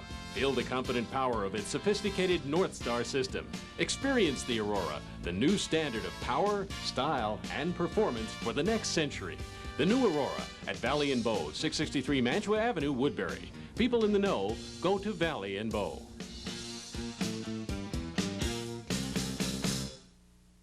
Since 1943, people have come to Paulsboro Supply for all of their plumbing, heating, and electrical needs. They offer friendly, knowledgeable advice and personalized service not found in the larger chains and home centers. Paulsboro Supply handles a complete line of fixtures and equipment, including pipes, valves, and fittings in copper, iron, and plastic. Visit Paulsboro Supply for Valant cast iron boilers and water heaters. Paulsboro Plumbing, Heating, and Electrical Supplies, 1218 North Delaware Street, Paulsboro. Well, you can see the flags blowing very strong, and Ambrosius had trouble in the first period throwing against it. He's going to have to do it here on a 2nd and 13 from the 24-yard line to keep his drive alive. And he will try it as he now turns and sprints. He's going to be chased by Bell. He has time to throw, looking, and it's off the hands of Winder. LeVar Winder unable to hold on, and Convery was open in the end zone, the big tight end. Well, they continue to run that play-action play to the left-hand side, which makes it very difficult for Ambrosius. We talk about the fact that you call a timeout, you have the opportunity to run that exact same play with the wind to your back, and maybe then Ambrosius can get enough arm behind the ball to get the ball deep. But going into the wind, running to his left-hand side, really no opportunity for him to think deep on that play. We talk about those last couple plays here at the end of the third quarter. It might be the best opportunity this Collingswood team has again to score. They moved awful slow and probably didn't use the clock as well as they could. Now they got 3rd down and long into this very strong wind. Straight back this time. He is going down. Just took too much time, and that'll be a coverage sack as the 3 receivers were all blanketed by the defensive secondary of Paulsboro. Outstanding job done in the secondary that time. Bringing up now a 4th and 19. With a straight drop back, allows the defensive line to get off and come after Ambrosius. He was looking again to Convery. He was a left tight end, did not get a good release. Had two defensive backs all around him. Ambrosius not taking the chance. 4th down and long, and again, this is a good opportunity that this Collingswood team has not been able to take advantage of. Big moment in this ball game, although there's tons of time, 11:05 left to play, but Collingswood wanted to take advantage of this situation. Now they use 5 more on delay of game. Dead ball foul. Delay of game, Collingswood. Well, now instead of having to get a 19-yard completion, they need a 24 or 25-yard completion. Remember, they got set back with 2 straight illegal procedure penalties. So when you look back at this series, a series in which they were moving the football, you have 2 illegal procedure penalties, take you 10 yards back. And then with the change of quarters, and now with another 5 yards added on to it. Very tough situation here for Collingswood. Let's see what Ambrosius can do. It's a tough job here. Everybody knows it's going to throw downfield, so they're going to drop. Right down the middle, it's going to be picked up. Yes, has it. But there is a penalty flag. Let's see if that penalty flag is by any chance a defensive hold or interference call. It would be a huge call here. Could be an illegal block, however, after the interception. We'll have to wait and see when the flag came down. Of course, if he lets the ball, just knocks the ball down, they're going to have the ball out at the 40 or the 35 instead of where it is at this point, and then perhaps with a penalty afterwards. It is an interference call. This is going to be a 15-yard penalty assessed against Paulsboro. A big call. I did not see it, Steve. I can't imagine it was near the football. The intended receiver, as I saw it, had a clear path. We'll perhaps get a chance to see it again. Yeah, it's one of those that it certainly is going to be questioned to a great extent. Interference. Paulsboro, automatic 1st down. There's the 1st down. I don't know if we'll have an opportunity to see it, but there was no way Convery is open. He had 4 defensive players around him. There was a little contact, but I don't know if it's enough contact that you get a flag on that particular case on a pass interference. And as you said, if you just knock the ball down, certainly not that that had anything to really do with the play. Paulsboro had great field position, but it allows Collingswood to keep this alive. From the 18-yard line.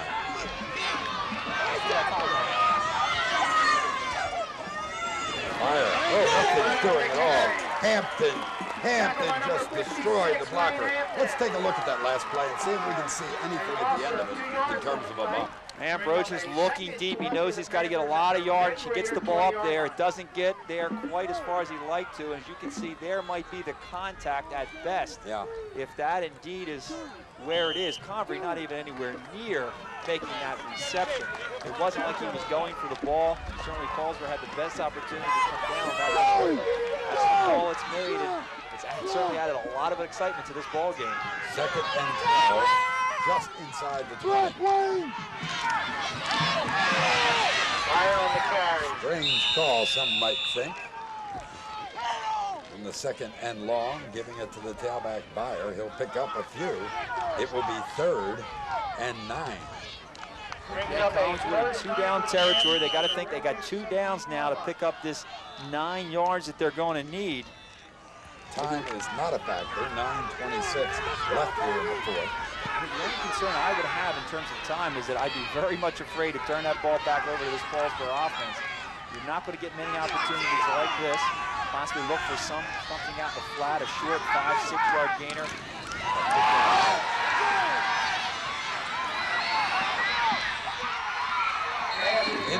Incomplete.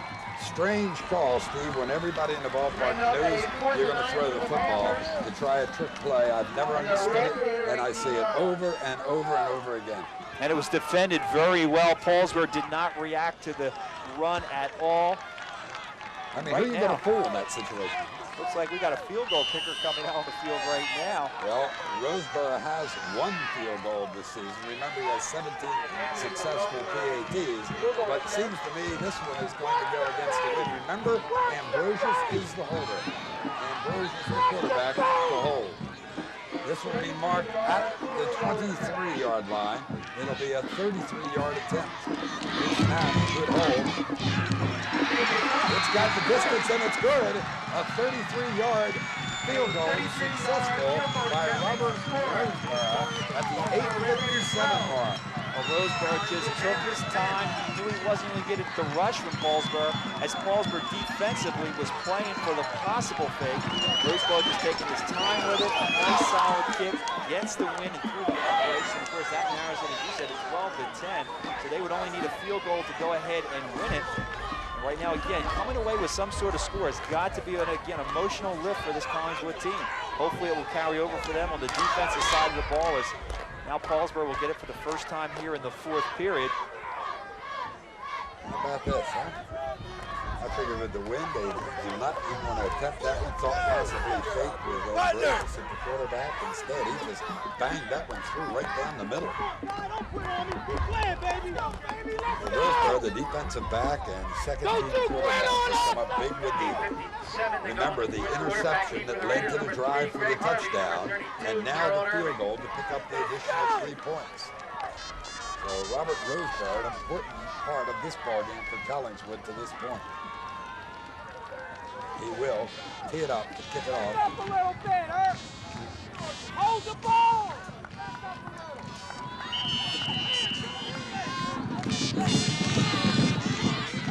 This is going to drive Greg Harvey to about the 13-yard line. He wants the right side, looking to get to a wall there. It's Convery who's going to have to grab him, and Convery does it. Tackle made by Bill Convery, who's been big offensively. Makes the good special teams play there. So 8:49 showing on the clock. And if Collingswood is going to have any designs on ending the 23-game win streak of Paulsboro, one senses they've got to stop Harvey on this drive. Interestingly, you know, they have the 23-game win streak. They are closing in on the next team, which is Collingswood. They had a streak of 28, 1930 to 1933. It's Skeets Irvine. Carrying the ball is Eric Frisbee for 2 or 3. And of course, a team we're very familiar with, that outstanding Larry Ginsburg coach group at Woodbury, who authored 29 straight wins.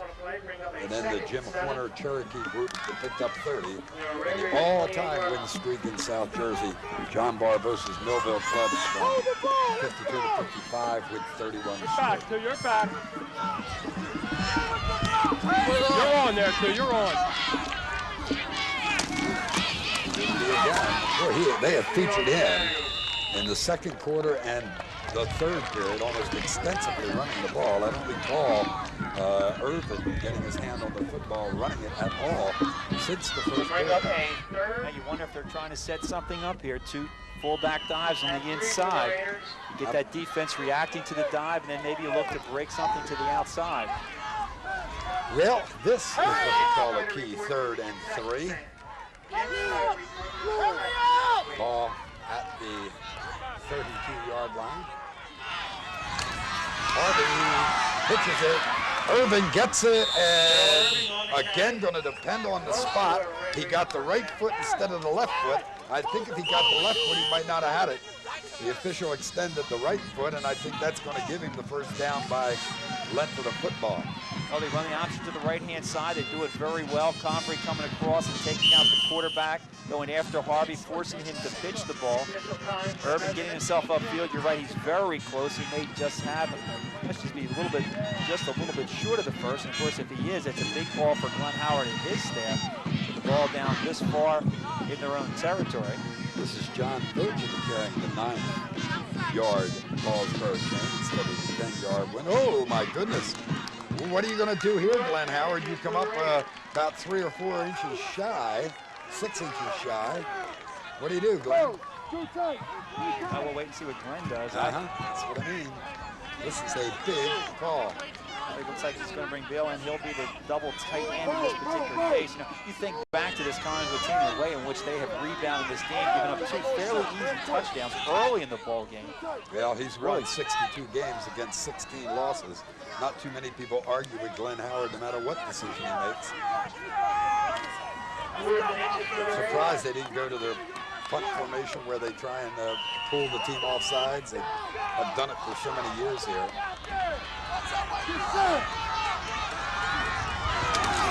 Oh, look at this. Oh, did he get it? Yes. He just struggled forward. That is an individual effort. A normal quarterback would have gone down in the backfield and perhaps backwards.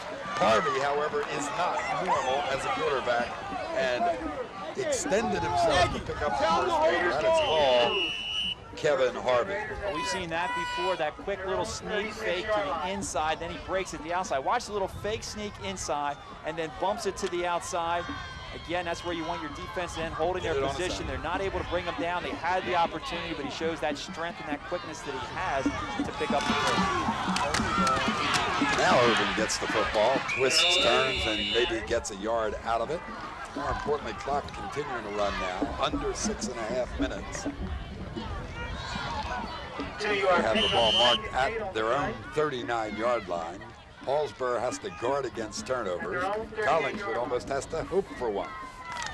Surely they have to deny a score on this drive. And this is a big series right here defensively. I don't know that they can afford to give up another first down, allow that clock to keep on running, because they're going to need some time when they get the ball back to go to put a score across.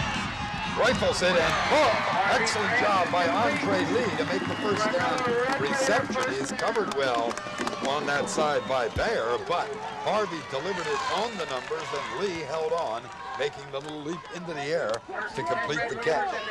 You're right, a real nice timing pattern. You got Lee at the top of the screen. He's going to go down about 12 yards and just turn around, and Harvey sets up. He has a lot of time, and watch how he can step forward in the pocket and really drill that ball in there. Lee in front of the defensive quarterback goes up high. He comes down, and again, another big first down.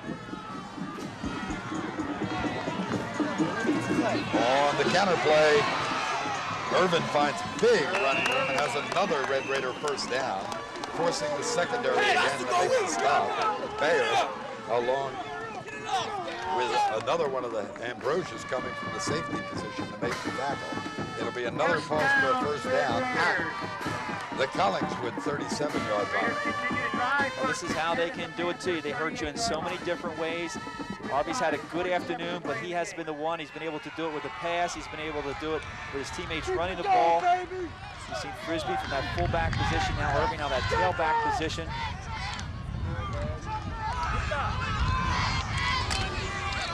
Frisbee will pick up a couple and keep the clock running. 5-minute mark will be approached and reached at this point. 5 minutes remaining to play in the ball game. Collingswood must tighten if they're going to get, even though both teams 5-0, what most people would agree would be a momentous upset. Let's go, Red, let's go, baby! Harvey in no hurry, nor are the rest of the Raiders. Pitch, fake reverse, Irvin to the outside, gets away from the one tackle and clock will continue to run. Ambrosius forced to come across along with Bill Mann from the linebacking position to make the stop. And it's another Red Raider first down. The sign of outstanding football teams, Steve, when it's necessary to be able to put together the drive. He said this is where one of their strengths lie in, and it's that front line that they have. Hampton, David, Weber, Peck, and Chu just doing a nice job getting off the ball. They're controlling that line of scrimmage, and when they had to put it together offensively to keep that ball on the ground, to keep that clock running, that's what they've been able to do. Frisbee will keep it. Frisbee's content to get the 3 or 4 yards. Of course, he's hoping sometime to get into that area and see it open wider, but his job is to get the 3 or 4 to freeze the linebackers, hold the halfbacks for a step, and then if they go on the option, to allow Harvey or the trail back to have a clear sailing. 3:40 showing on the clock. The I formation. The 12 trying to put it up in the air to Harvey, but no good and out of the end zone. That will stop the clock. It'll also bring up a third and 10. Collingswood perhaps picking up a break on that call as Kevin Harvey tried to just toss it up for Greg Harvey to run under. It looked like Greg Harvey had gotten behind the defensive corner on that side, and there's a situation where the wind, with it being at Paulsboro's back, she's causing the ball to sail just a little bit too much. Slot formation on the near side, flanker to the far side, Harvey to throw. On the money, hit and caught by Andre Lee again. Does he have the first down? Let's see where they mark it. Yes, he has it by 3 or 4 yards. They have it at the 11-yard line. How does Andre Lee come so wide open on that play? Well, they flood the zone to the right-hand side, 2 receivers to the right. Greg Harvey, the outside receiver, going deep. Lee, the inside receiver, going down about 7, 8 yards and breaking to the outside. The cornerback going a little bit too deep in his coverage, following Greg Harvey to the end zone. And he had to come up on Lee to make the hit, but you're right, Lee was wide open, and Harvey again drills it for the first down. Back split. Irvin down, and a penalty flag as the tackle is made by Mike Weir. This will stop the clock temporarily at 2:50. This will cost Paulsboro, and we'll move it back.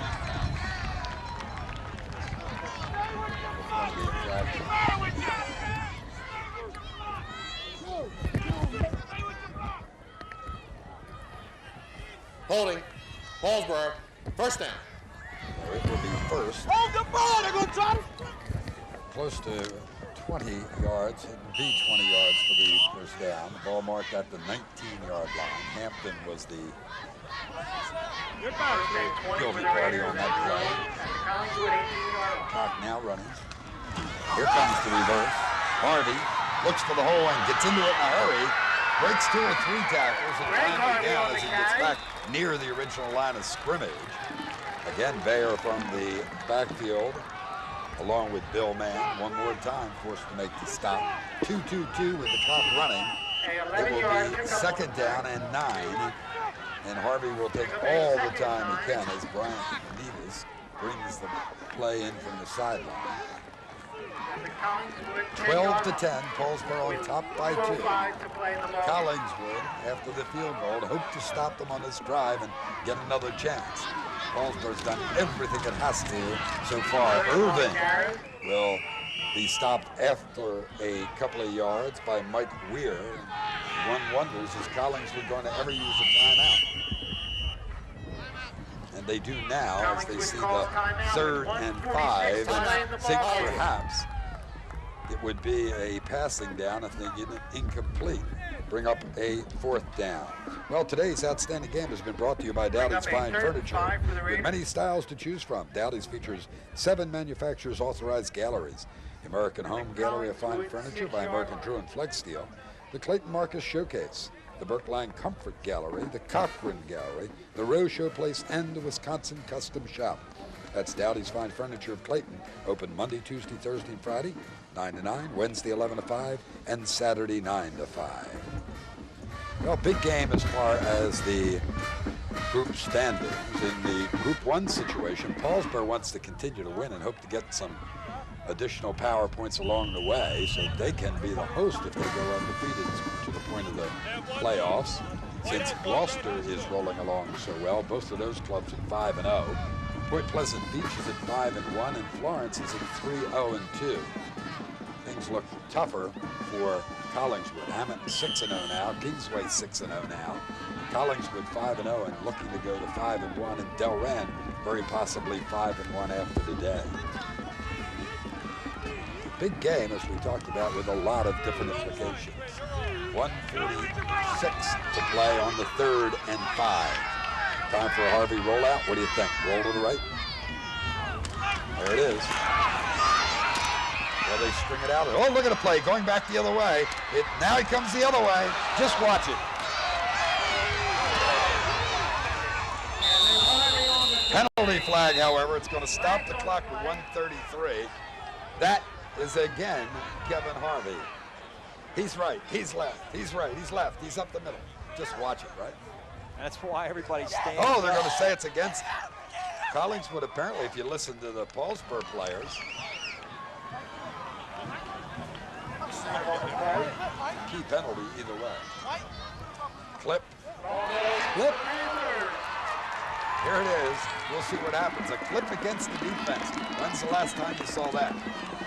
Here you see the rollout to the right-hand side. It's a run all the way. The Collingswood had played it very well. You see Weir coming up there, forcing it back to the inside. Harvey seeing that the defensive pursuit is there. It's back to the left, and it's back to the right. Now, where's this clip?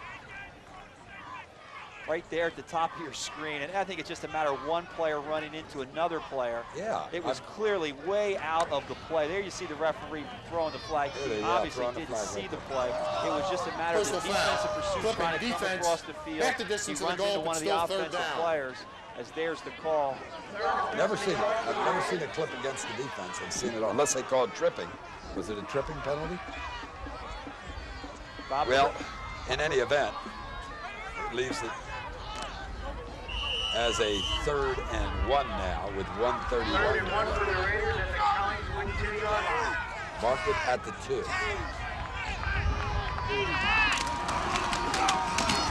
Frisbee gets into the end zone. At first it was a signal, now there's one. Oh, it's a fumble. No, they're calling it a touchdown. Collingswood thought they had the football on the fumble. Paulsboro says they've got a touchdown. Oh, and there are some angry football players and some excited football players. The angry ones with the white jersey, the excited ones with the red jersey. Well, certainly a lot of confusion out there right now. We've had the officials made some really tough calls down here that have gone against Collingswood. First, the 15-yarder, which gave Paulsboro excellent field position. There's the indication that it is a touchdown. No one did anything. One official down here at the bottom of the screen obviously must have seen something and everybody else did not see, as he indicates a touchdown on the play. And Bob Barikian is absolutely beside himself on the sideline as 2 tough calls that went against Collingswood. And it's been a real hard-fought game for this Collingswood team. Let's take a long look here, see how much, if anything, we can see. It's Frisbee. tough. There's a big pile up on the inside as Frisbee's taking it on the outside. There's the hit. And there's where the ball has come loose. Difficult to tell, but difficult to tell whether it broke that line or it broke the plane of the end zone. Steve, if we could look at it again, I think you can make out the yard marker, and his feet have not yet gone over. Have not yet gone over when his body turns. Am I correct? There is no ball there. We'll get a chance to look at it again. Now let's watch. He gets hit. Now as his body turns, his feet have not yet crossed the line. You can see that. Now when he turns, is the ball gone already?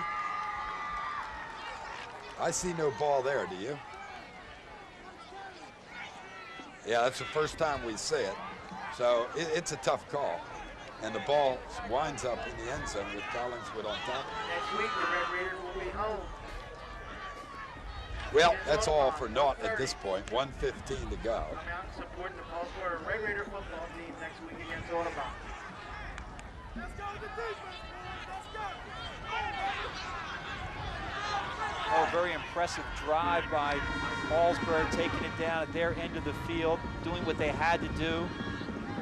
I guess you would say, it was Frisbee going across from the score, indicating that he scored before the ball was really actually popped loose. Good kick by Smith into the end zone. No time to run off on that one. As Keenan Smith gets into that one. Now, with the score 18-10, touchdown and a 2-pointer needed to tie this one. So Ambrosius. Well, it's a long way to go. We said they're going to be going against the wind. It would have been very interesting to see what they would have been able to do if they had been awarded that touchdown. Although they didn't lose very much time off the clock, they still have the same distance, 80 yards to go for the score. As you said, Mike, they have an opportunity here not only to score, but to tie it up also. The screen pass to Bayer. A couple of blockers in front. He tries to cut back across the middle, but the pursuit is there. Frisbee jumps on top of it. 103-02-01. It's at the 1 minute mark. Ambrosius wants his team on the line of scrimmage.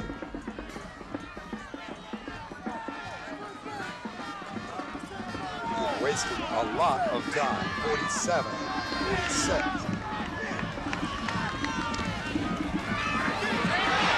Hampton chases it. Oh, Ambrosius had it. Better get out of bounds. And penalty flag, a late penalty flag again.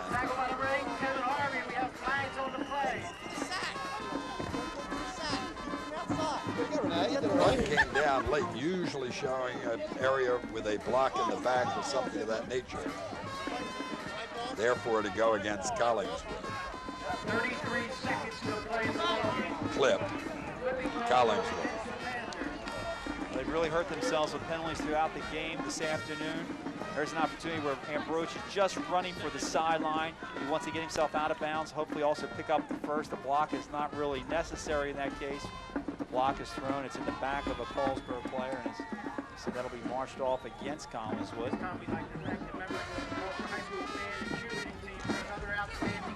Dennis Wickstead has been a very, very active referee today. The focus is so often on the guys in the white hat, even though they may go an entire ball game and never throw one flag. But they're the personal foul. Clipping on Collingswood. 15-yard penalty, still second down. They're the ones that have to explain it all. It'll lose to 15. It'll remain second. There'll be 33 seconds. They will wind the clock.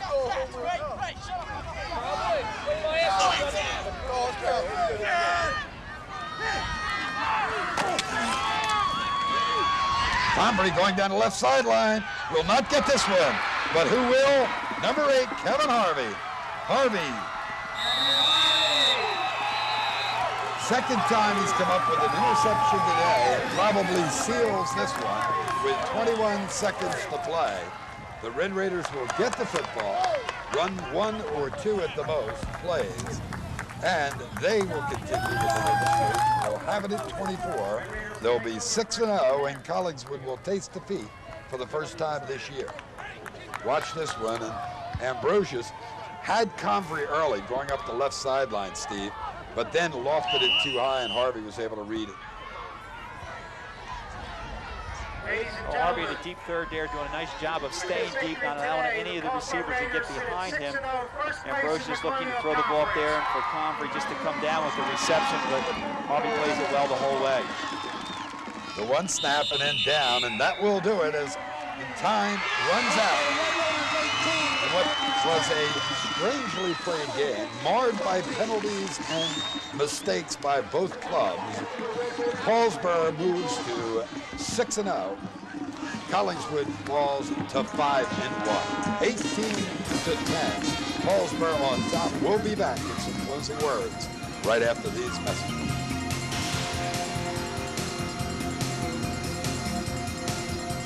America was fighting for its independence. The year 1777, the battleground was Gloucester County. The Hessians were coming.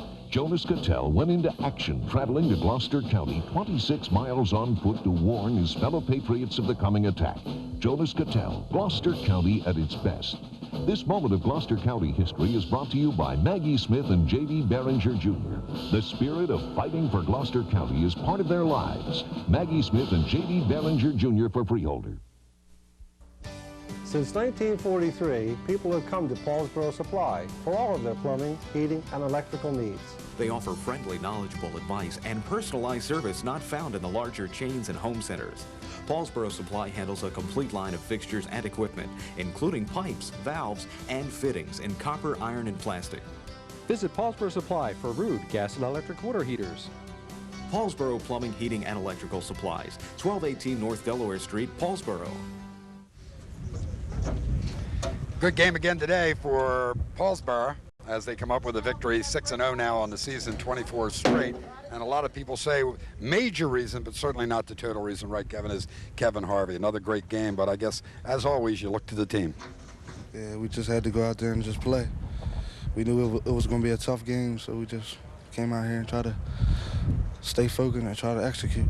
There were a number of times, Kevin, on 3rd and short, and even once on 4th and short, when people would assume that you would just go into the line, that Coach Howard sends in a play where you either make that little fake in the line and you're going to run outside. Really not what normally happens in football, but you must get very excited as you turn that corner and see the open space. It's going to happen if you can get to the corner. Yeah, if I get to the corner, I don't know. It's just if I can get there. If I get there, then what happens, happens.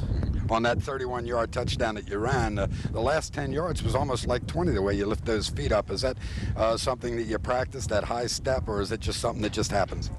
Something that just happens. Ain't no practice.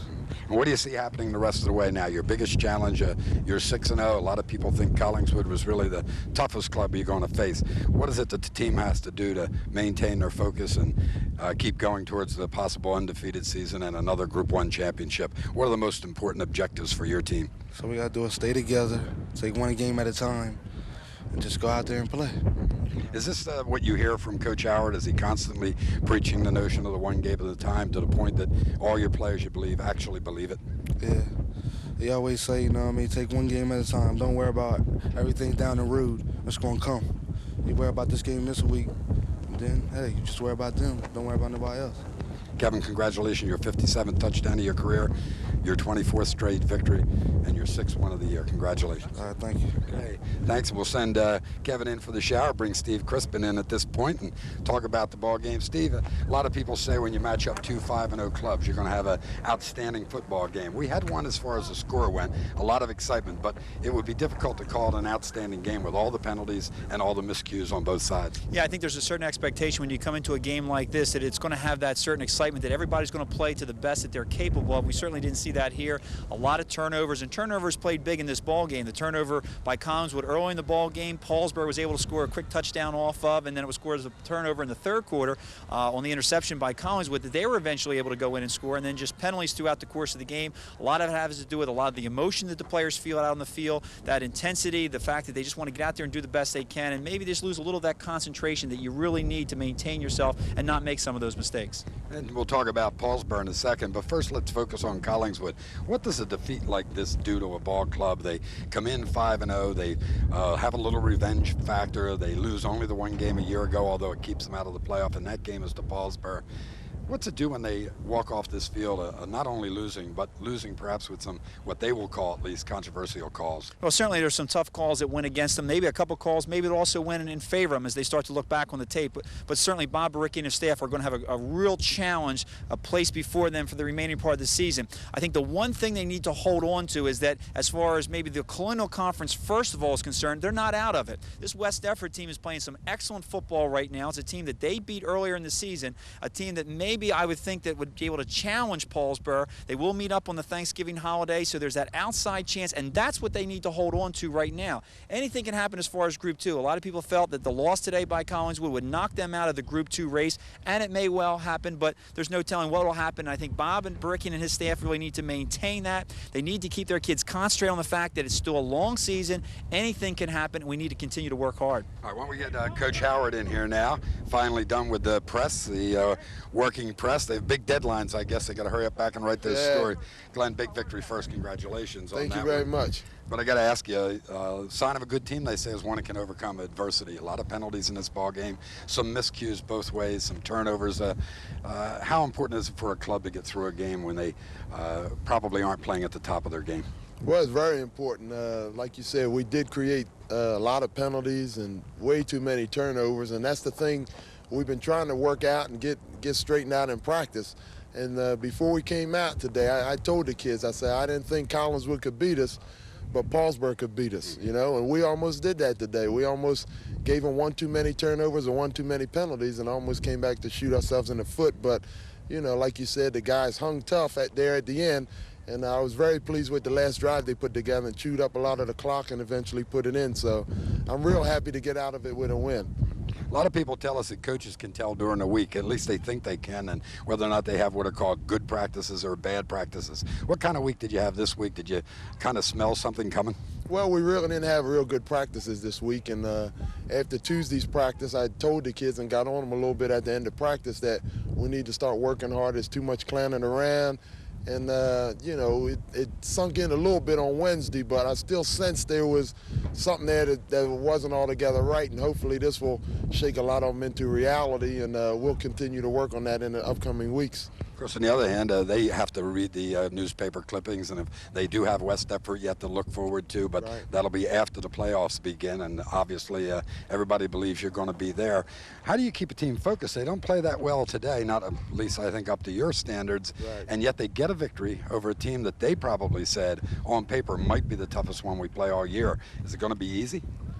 Well, I think, like I said, I think today was a great test for us. I think it busts a lot of guys' bubbles and brought some guys down to earth that, hey, yeah, we can be beat, you know, if we turn the ball over, if we have a lot of penalties and those kind of things, you know. I think if we play good ball, we can play with anybody, but, you know, not when we had the kind of performance we had today, you know, where we continually hurt ourselves. I mean, you know, you saw it firsthand.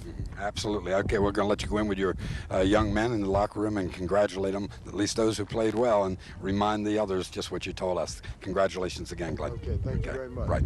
Steve, Paulsboro Club, as we talked to Coach Howard, maybe learn some lessons today, and that's going to be awfully important if they expect to go the rest of the way undefeated and pick up another Group 1 championship. Certainly a lot of things that Glenn Howard had to say. I think we're right on target. This is a team that's going to really have to concentrate. This game may have been a positive thing as far as their season is concerned. They got a lot of work ahead of them, a lot of tough games to go ahead. It's going to be interesting to see how they react.